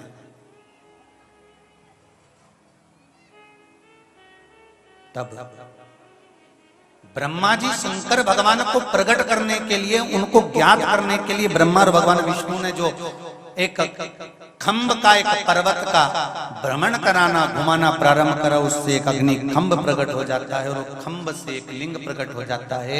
प्रथम शिवलिंग का निर्माण जो ब्रह्मा और भगवान विष्णु कर देते हैं, उस शिवलिंग का सिर और चरण ढूंढने के लिए दोनों देव जाते हैं, पर भगवान विष्णु को चरण नहीं मिलता। ब्रह्मा आकाश मार्ग से बढ़ते बढ़ते बढ़ते केतकी के पुष्प को लेकर, गौ माता को साथ लेकर भगवान विष्णु के सामने झूठ बोलने के लिए खड़े हो जाते हैं, असत्य बोलने के लिए खड़े हो जाते हैं।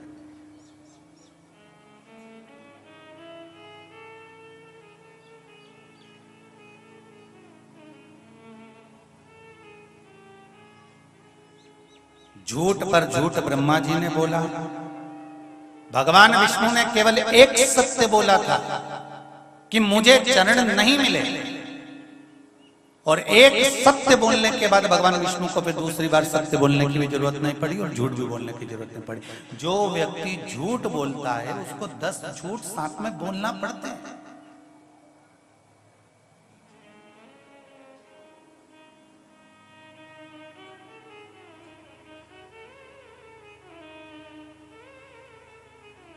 पर जो सत्य बोल देता फिर उसको कुछ बोलने की जरूरत नहीं होती, फिर वो मौन रहता है, क्योंकि झूठ बोलने वाले को प्रूफ देना पड़ते हैं, सत्य बोलने वाले को प्रूफ नहीं देना पड़ता। इसीलिए शायद मरने के बाद किसी को लेकर जाते हैं तो क्या चिल्लाते हैं? जम के बोलो जरा, अच्छे से बोलो जरा, प्रेम से बोलो, राम नाम सत्य है। जब किसी को लेकर जाते हैं तो चिल्लाते हैं।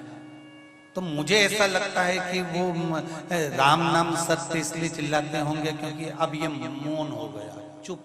इसके बाद सत्य बोलने के बाद कोई प्रमाण चाहिए ही नहीं।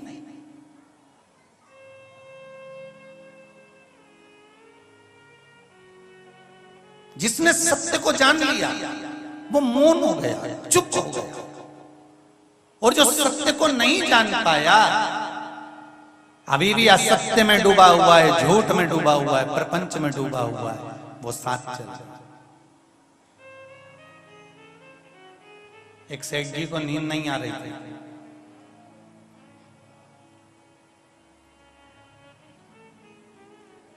सेठ जी को जब नींद नहीं आ रही थी तो उन्होंने अपने गुरुजी से कहा, गुरुजी मुझे नींद नहीं आती, कोई उपाय बताएंगे? तो गुरुजी ने कहा, एक काम करो, अपनी नींद दूसरे को दे दो। तो गुरुजी ने जैसे ही कहा कि अपनी नींद दूसरे को दे दो, तो सेठ जी ने कहा, क्या ऐसा भी होता है कि अपनी नींद दूसरे को दे दी जाती है? हाँ, हो जाता है। वो कैसे होता है? तो कहा, जिस समय तुम सो रहे हो, सोने की सैया पर, आप विश्राम की सैया पर पहुंचे हैं और कोई भगवान का अगर भजन गा रहा है, स्मरण कर रहा है, तो उस भजन में अपनी चित्त वृत्ति को लगा, मतलब अपनी निंद्रा को उसको दे दीजिए। जब अपनी चित्त वृत्ति उस भजन में लगा लोगे तो नींद आराम से आ जाएगी। कई लोग कहते हैं सुंदरकांड में बैठो तो नींद आती है, कथा में बैठो तो नींद आती है, और कहीं शादी में डिस्को बज रहा हो तो नींद नहीं आती, वो नींद चली जाती है। तो यहाँ शिव पुराण भी तो कर रही है कि अगर नींद ना आए तो नींद को दे दो किसी को। जैसे वृंदावन की एक गली में एक गोपी डलिया लेकर खड़ी है और आवाज लगा लगा कर कह रही है, नींद ले लो, नींद ले लो, नींद ले लो, नींद ले लो, बार बार आवाज लगाया जा रहा है। दूसरी गोपी निकल कर जा रही है, उसने कहा, नींद बेच रही हो, बड़ा गजब का काम कर रही हो तुम। नींद? हाँ।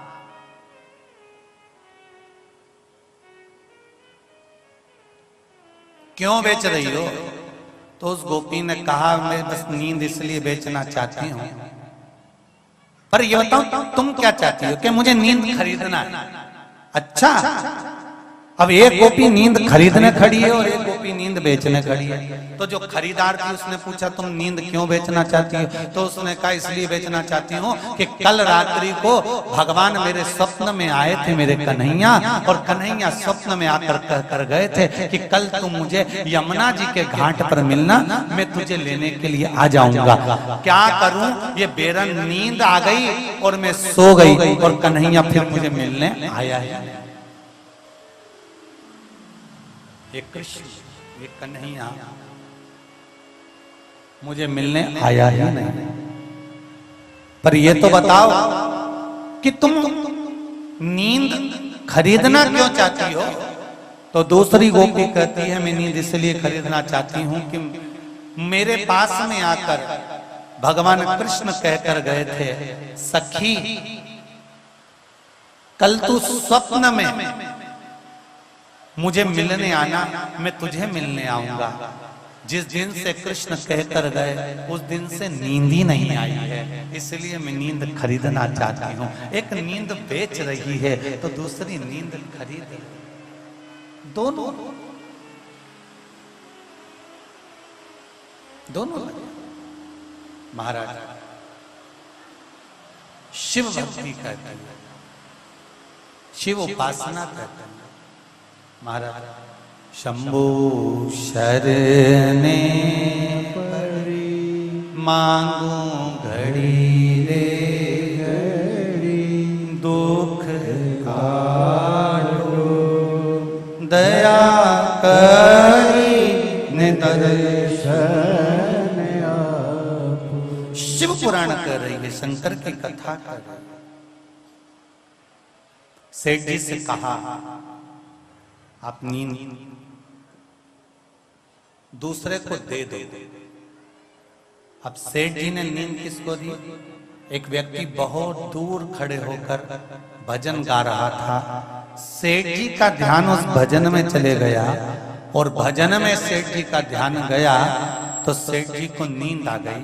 दूसरे दिन उन्होंने अपने द्वारपाल को बुलाया और बुलाकर कहा कि कौन आया था ये जो अच्छा भजन गा रहा था? जो भजन गा रहा था वो एक मोची था। मोची? हाँ, उसको बुलाओ जरा। सेठ जी ने उसको बुलाया, एक सोने की मुद्रा उसको दे दी। सोने की मुद्रा देकर कहा बड़ा सुंदर भजन गा रहे थे, अब तुम रात्रि के समय पर आकर भजन गाना, ये सोने की मुद्रा ले जाओ। वो व्यक्ति सोने की मुद्रा लेकर गया और लेकर जाने के बाद 4 दिन तक नहीं आया। सेठ जी ने उसको ढूंढवाया और सेठ जी ने ढूंढवा कर उसको बुलाकर पूछा भैया तू 4 दिन से गया कहाँ था? तो वो मोची कहने लगा जिस दिन से सोने की मुद्रा मिली आज तक मैंने सोने की मुद्रा देखी नहीं थी। आज तक मैंने सोने की मुद्रा देखी तक नहीं थी और पहली बार सोने की मुद्रा देखने को मिली है तो मेरी रातों की नींद ही चली गई है। जब से मिली, जब से मेरी रातों की नींद चली गई। शिव महापुराण की कथा कर भगवान शंकर की पावन कथा कर महाराज। जब वो कहते हैं ना कमाओ उतना जितना खर्च कर सको और खाओ उतना जितना पचा सको। जब बढ़ता है तो नींद चली जाती, जब बढ़ता है तो नींद गई, निंद्रा चली जाती। शिव पुराण कर रहे देवऋषि नारद को दुख है और वो दुख साधारण नहीं है।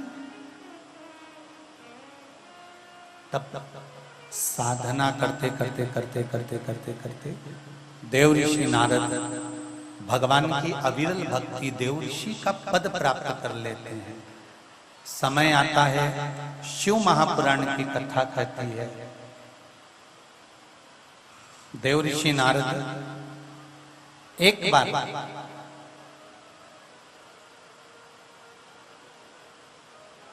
तप में जब लीन हो जाते हैं, इतने लीन हो जाते हैं कि कामदेव के बाणों को भी झेल लेते हैं। जब देवऋषि नारद कामदेव पर विजय प्राप्त कर लेते हैं तब देवऋषि नारद के भीतर अहंकार प्रकट हो जाता है। सावधान होकर सुनना इस कथा को कि भगवान का 24 घंटा नाम लेने वाले देवऋषि नारद, 24 घंटे भगवान के मंदिर जाने वाले देवऋषि नारद, 24 घंटे भगवान का दर्शन करने वाले देवऋषि नारद को भी भजन का अहंकार आ गया था। भजन का अभिमान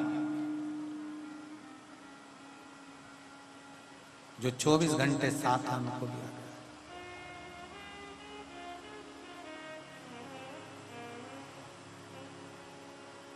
गया। एक लोटा पानी लेकर जब शिव जी के मंदिर में जाओ,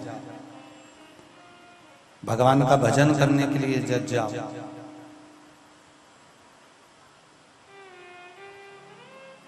तुम्हारे भीतर अभिमान प्रकट नहीं होना चाहिए कि मैं जितना भजन करती हूं उतना कोई नहीं कर सकता।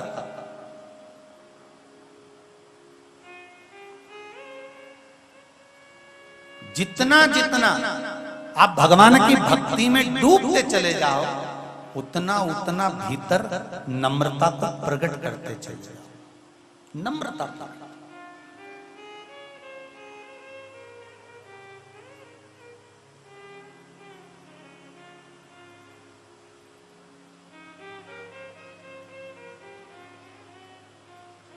हम कई बार कथा में कहते हैं, जो कथा करवाने वाले यजमान होते हैं या किसी ने कोई मंदिर का निर्माण करवाया होता है या कोई यज्ञ करवा रहा होता है, कोई मंदिर का निर्माण करवा रहा होता है, कोई कथा करवा रहा होता है, कोई यजमान पद अगर आपके पास में परमात्मा ने दिया है, आपको प्रदान करा गया है, आपने मंदिर बनवाया है, आपने यज्ञ करवाया है, आपने भंडारा करवाया है, आपने कथा करवाई है, तो हम कई बार कथा में कहते हैं कि भीतर एक रत्ती का भी अभिमान प्रकट मत होने देना। रोज जजमान पद मिल जाए तो उसके बाद तुम्हारे मुख पर एक शब्द लेकर आ जाना कि मैं नहीं करवा रहा, वो तो कहीं मेरे पूर्वजों की कृपा, परमात्मा का आशीर्वाद होगा। जो ये शिव पुराण की कथा हो गई, जो यज्ञ हो गया, अनुष्ठान हो गया, भजन हो गया, कीर्तन हो गया, ये उसकी कृपा से हुआ है, मेरी कोई सामर्थ्यता ही नहीं है, हमारी कोई सामर्थ्यता नहीं।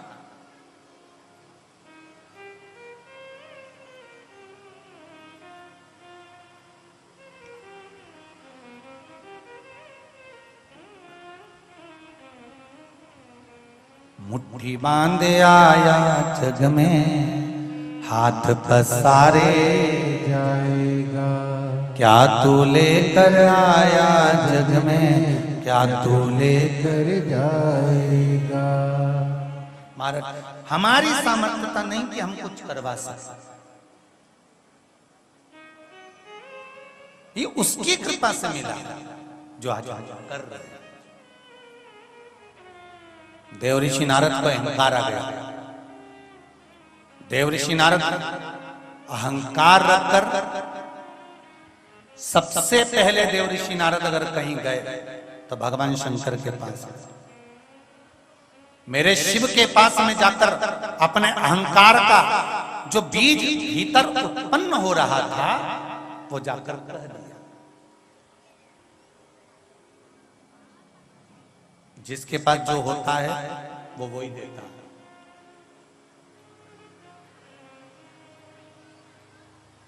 तुम्हारे यहां पर अगर कोई चुगली करने आए, बुराई करने आए, निंदा करने आए, तो आपको एक काम करना चाहिए, सबसे पहले उससे कह देना, भैया देख सुन ले मेरी बात, तुम्हारे यहाँ पर गाय होगी और गाय का दूध होगा तो तुम बाजार से दूध खरीद के लाओगे क्या? बोलते जाओ जरा जल्दी जम के बोलो जरा। नहीं, तुम्हारे यहाँ पर पीछे बगीचा है, उसमें गिलकी लग रही है तो तुम गिलकी बाजार से खरीदोगे, भिंडी लग रही है तो भिंडी बाजार से खरीदोगे, कद्दू लग रहा है तो कद्दू बाजार से खरीदोगे। नहीं, तुम्हारे यहाँ हरी हरी सब्जी है, हरा धना है, हरी मिर्ची है, बगीचे में लग रही है, खुद के बगीचे में लग रही है, तो तुम बाजार से नहीं खरीदोगे। कितनी भी अच्छी ठेले पर बिक रही होगी, कितनी भी अच्छी कोई बेच रहा होगा, कोई ने रोक कर भी कह दिया काकी जी गिलकी ले जाओ, काकी जी भिंडी ले जाओ, नहीं तुम तो आधा लीटर ये दही ले जाओ, नहीं दूध ले, नहीं साहब हमारे यहाँ तो है, हमारे यहाँ तो भरा, हमारे तो बगीचे में लगा, हमारे यहाँ तो चार गाय, हमारे यहाँ तो खूब दूध हो गए, हम नहीं ले जा सकते, हमारे यहाँ तो खूब भरा पड़ा। उसी तरह जब कोई निंदा करने आए, कोई बुराई करने आए, तो आपको कह देना चाहिए, देखो साहब बुराई तो करना मत ही, क्योंकि हम में भी इतनी बुराई भरी पड़ी, हमारे बगीचे में ही इतनी बुराई है कि हम क्या किससे लें, हम किससे लें ये बुराई।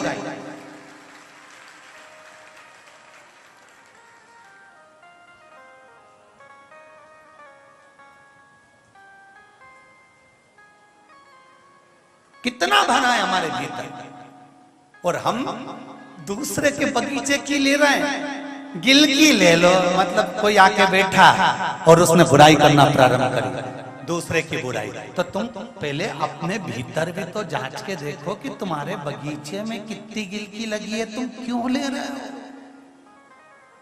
तुम्हारे भीतर कितना कितना अहंकार भरा हुआ है, तुम्हारे भीतर कितना काम भरा हुआ है, तुम्हारे भीतर कितना लोभ भरा हुआ है, तुम्हारे भीतर कितनी तृष्णा भरी हुई है, तुम्हारे भीतर कितनी आसक्ति भरी हुई है, तुम्हारे भीतर कितनी वासना भरी हुई है, तुम्हारे भीतर कितना झूठ प्रपंच कपट सब भरा है। और हम दूसरे का ग्रहण कर रहे हैं, हम दूसरे से कर रहे हैं कि माँ ये अच्छा नहीं है, वो बुरा है, ये बुरा नहीं वो अच्छा है। तो ये हम क्यों हमारे भीतर हमें नहीं चाहिए। अगर देना है तो कुछ अच्छा चाहिए। एक पत्र में लिखा है, बड़ा सुंदर, देखिए बहुत सुंदर पत्र है, पीछे पत्रिका है, आगे पत्र है।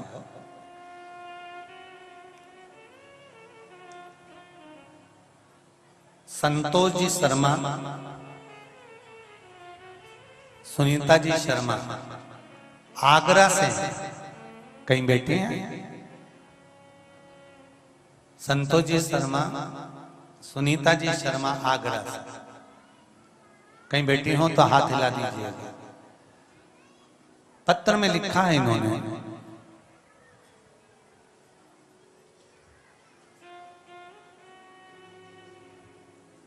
गुरुदेव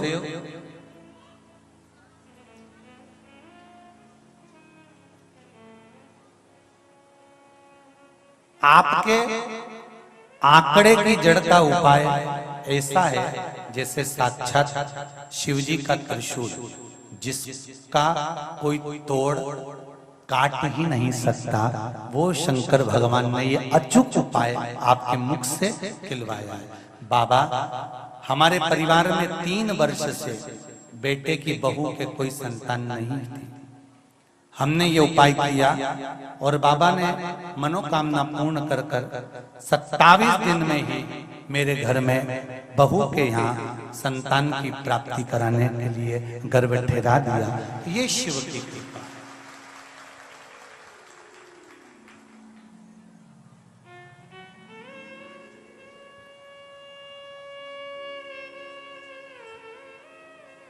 गुरुजी 13 मार्च को सुबह 4:30 पर बाबा ने मेरी पत्नी को कृपा करी। हम कुबेरेश्वर धाम से 14 मार्च को वहां से घर आए और 15 मार्च को बाबा की कृपा से जब जांच कराया गया तब उनका गर्भ ठहरा था। ये शिव की कृपा से ही प्राप्त हुआ है। बाबा शंकर भगवान की कृपा से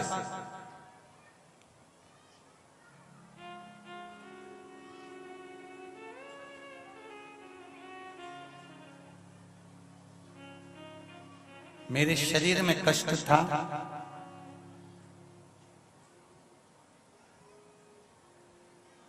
गुरुदेव मेरे शरीर में इतना कष्ट था कि एक दिन में 40 से 50 बार मुझे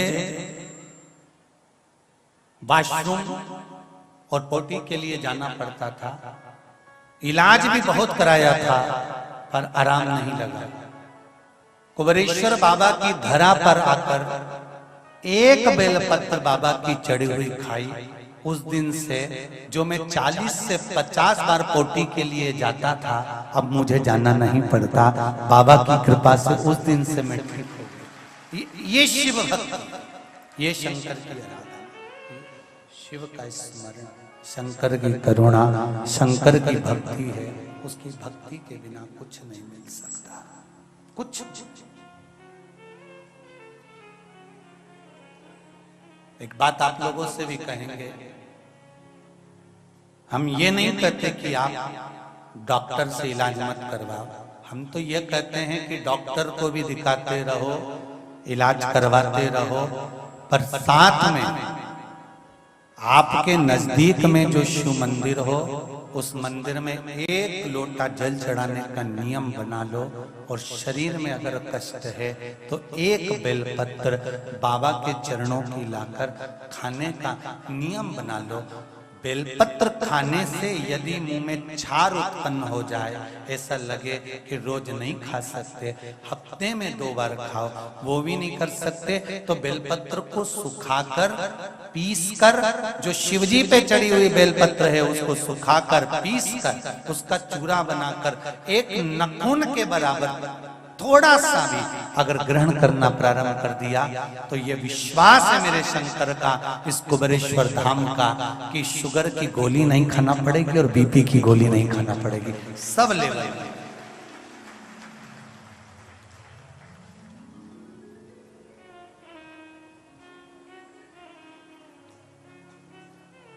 अब शिव भक्ति करो पर अभिमान से त्याग करो। देवऋषि नारद को अभिमान आ गया था और भगवान विष्णु से, भगवान शंकर के पास जाकर करें, शिव जी के पास जाकर करें कि सुनो महादेव, जिस कामदेव पर आप विजय प्राप्त नहीं कर पाए उस कामदेव को मैंने जीता, मैंने जीता है।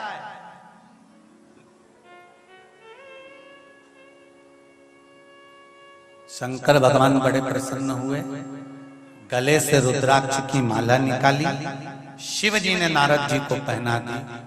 नारद, आप अगर कामदेव को जीते हो तो ये तो आप पर भगवान की कृपा हुई है, मैं कामदेव को नहीं जीत पाया।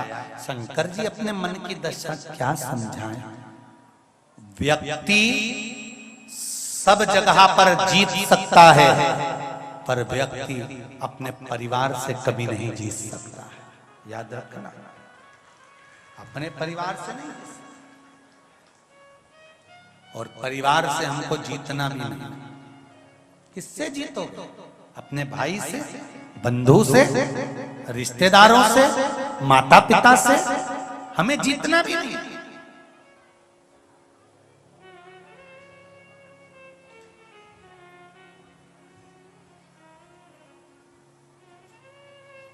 भगवान से कहना, भगवान अगर जीत दिलाना, अगर तू जीत दिलाना चाहता है मेरे भोलेनाथ तो इतनी कृपा करना, परिवार में विवाद कर कर जीत मत दिलाना, इतनी कृपा करना, परिवार में प्रेम कराकर भगवान का भजन कराकर जीत दिला देना, उससे बढ़कर कोई जीत नहीं हो सकती। पांडव कौरवों से जीत गए, जीतने के बाद उनकी दशा क्या हुई है महाराज? हस्तिनापुर के राजा बनकर बैठ गए, सारी सत्ता इकट्ठी हो गई, वैभव आ गया, धन आ गया, दौलत आ गई, संपदा आ गई, राजा बन गए, पर कोई पांडवों से जाकर पूछे तो सही कि तुम्हारे पास में इतनी सत्ता इकट्ठी हो गई थी, उसके बाद भी तुम दर बदर फिरते रहे, फिरने के बाद भी तुम बैकुंठ में नहीं गए हो, नरक में पड़े रहे, और नरक में जाने के बाद में भी जब धर्मराज युधिष्ठिर उस नरक में पहुंचे हैं और उस नरक में जाकर धर्मराज युधिष्ठिर के शरीर की तरंग जब मिली है तब जाकर ये पांडव बैकुंठ की ओर गए हैं। कोई साधारण है क्या? फिर कह रहा हूं, बड़े ध्यान से सुनो, शरीर की तासीर है, कांटा चुभ जाए तो शरीर बाहर निकाल देता है, उसी तरह भजन की, तीर्थ की और ये कुबेरेश्वर बाबा की धरा की तासीर है कि पाप बाहर निकाल देता है, रोग बाहर निकाल देता है, समस्या बाहर निकाल देता है, सारी समस्या का हल। जम के बोलो जरा, एक लोटा जल, सारी समस्या का।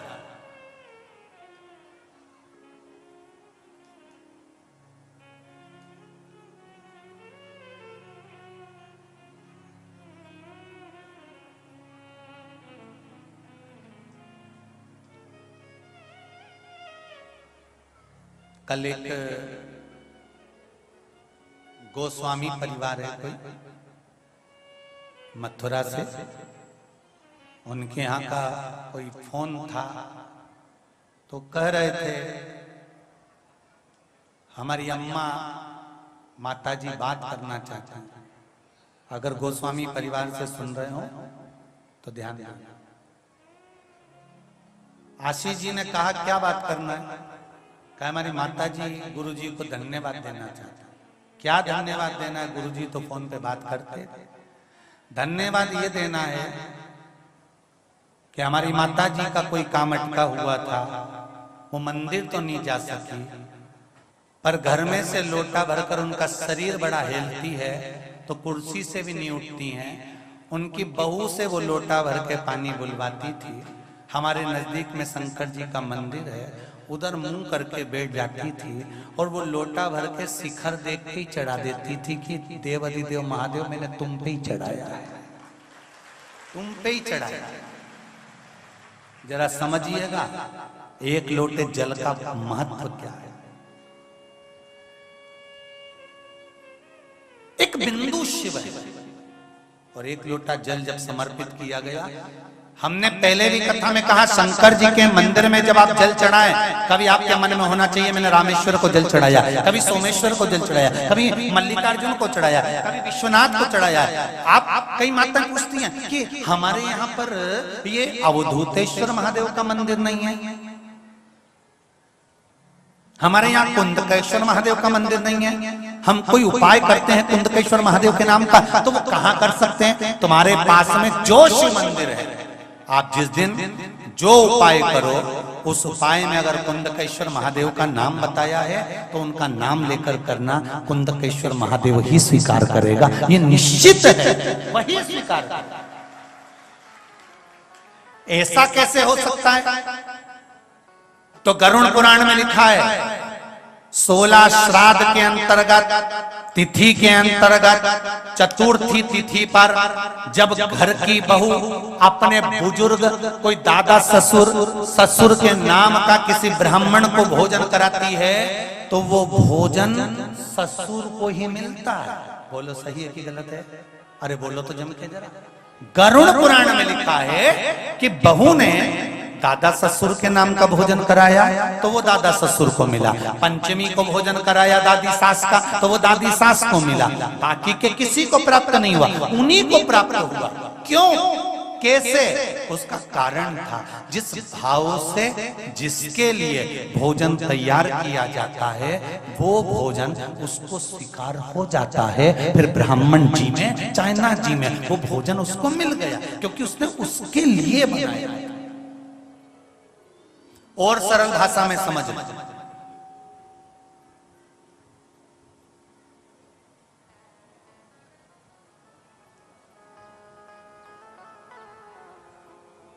जिसको खाने की रुचि रहती है ना, जिसको खाने की रुचि रहती है उसको बनाने की भी रुचि बहुत रहती है। और एक बात और उतार कर रखना, खाने की रुचि अगर पति को है और वो अपनी पत्नी से कहे सुन तेरे हाथ का हलवा अच्छा बनाती है, तेरे हाथ की खीर अच्छी बनाती है, जरा बना कर ला। पत्नी जब खीर बनाती है ना तो वो किसके लिए बना रही है? पति के लिए बना रही है। तो उसका प्रेम, उसका स्नेह उस पति को खिलाना है, इसलिए खीर में शक्कर स्वाद नहीं देता, खीर में उस प्रेम का स्वाद बढ़ जाता है। उसी तरह हम किसी को कुछ देते हैं तो उसमें उस चीज का स्नेह का स्वाद बढ़ जाता है। हम शंकर भगवान को मल्लिकार्जुन याद कर कर, विश्वनाथ याद कर कर, काशी याद कर कर, केदारेश्वर याद कर कर, हम जहां का स्मरण कर कर शंकर भगवान को जल समर्पित करते हैं, वो जल उस देव अधिदेव महादेव के ज्योतिर्लिंग तक पहुंच जाता है और शिव उसको स्वीकार करता है। अभी एक नागपुर का चरित्र है। नागपुर में गीता भवन के पास में एक कपड़े की दुकान है, जो नागपुर वाले होंगे वो जानते होंगे।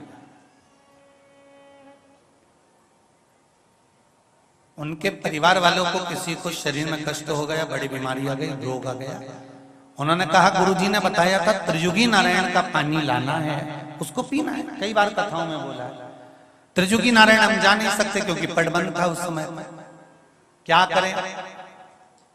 क्या हम त्रियुगी नारायण वाले महाराज का नाम लेकर, भगवान का नाम लेकर, शंकर सती का जहां विवाह हुआ था उस अग्नि का ध्यान कर कर यहाँ के शिवलिंग पर जल चढ़ाकर वो जल पी सकते हैं?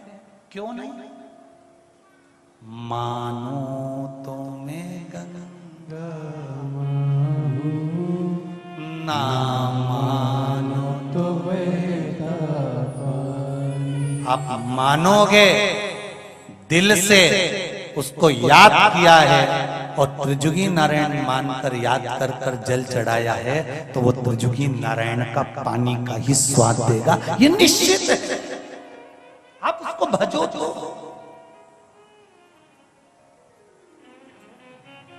आप उसको दिल से पुकारो तो।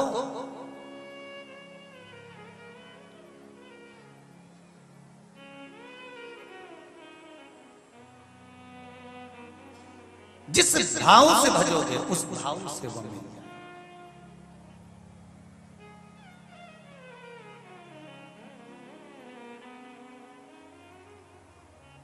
आप उसको पुकारने का प्रयास करो, वो मिलेगा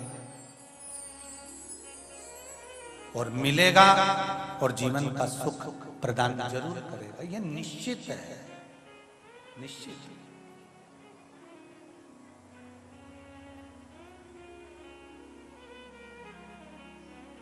काशी वाले ओ भोले भंडारी, काशी वाले ओ भोले भंडारी, तेरी काशी में आ गए त्रिपुरारी, काशी वाले ओ भोले भंडारी, तेरी काशी में आ गए त्रिपुरारी, काशी वाले ओ भोले भंडारी, काशी वाले ओ भोले भंडारी, तेरी काशी में आ गए त्रिपुरारी, तेरी काशी में आ गए त्रिपुरारी, काशी वाले ओ भोले भंडारी, काशी वाले ओ भोले भंडारी, जय हो। काशी में आ गए त्रिपुरारी, तेरी काशी में आ गए त्रिपुरारी,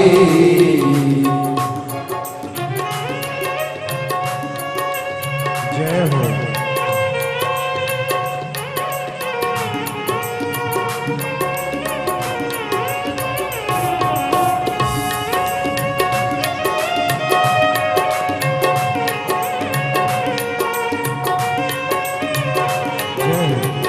राधे हर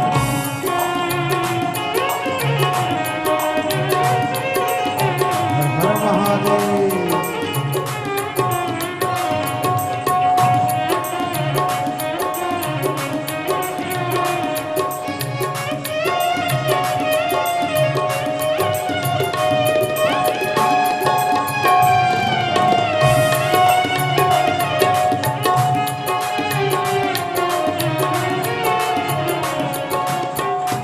हम तुम्हारे पराए नहीं है, घर के घर पे आए नहीं है। ओ हम तुम्हारे पराए नहीं है, घर पे आए नहीं है, घर के घर पे आए नहीं है। ओ घर पे आए नहीं है। हम तुम्हारे पराए नहीं है, घर के घर पे आए नहीं है। हो घर के घर पे आए नहीं है, हो घर के घर पे आए नहीं है। हम तुम्हारे पुराने पुजारी, हम तुम्हारे पुराने पुजारी, तेरी काशी में आ गए त्रिपुरारी। हम तुम्हारे पुराने पुजारी, तेरी काशी में आ गए त्रिपुरारी। काशी वाले ओ भोले भंडारी, काशी वाले ओ भोले भंडारी, तेरी काशी में आ गए त्रिपुरारी, तेरी काशी में आ गए त्रिपुरारी। हो।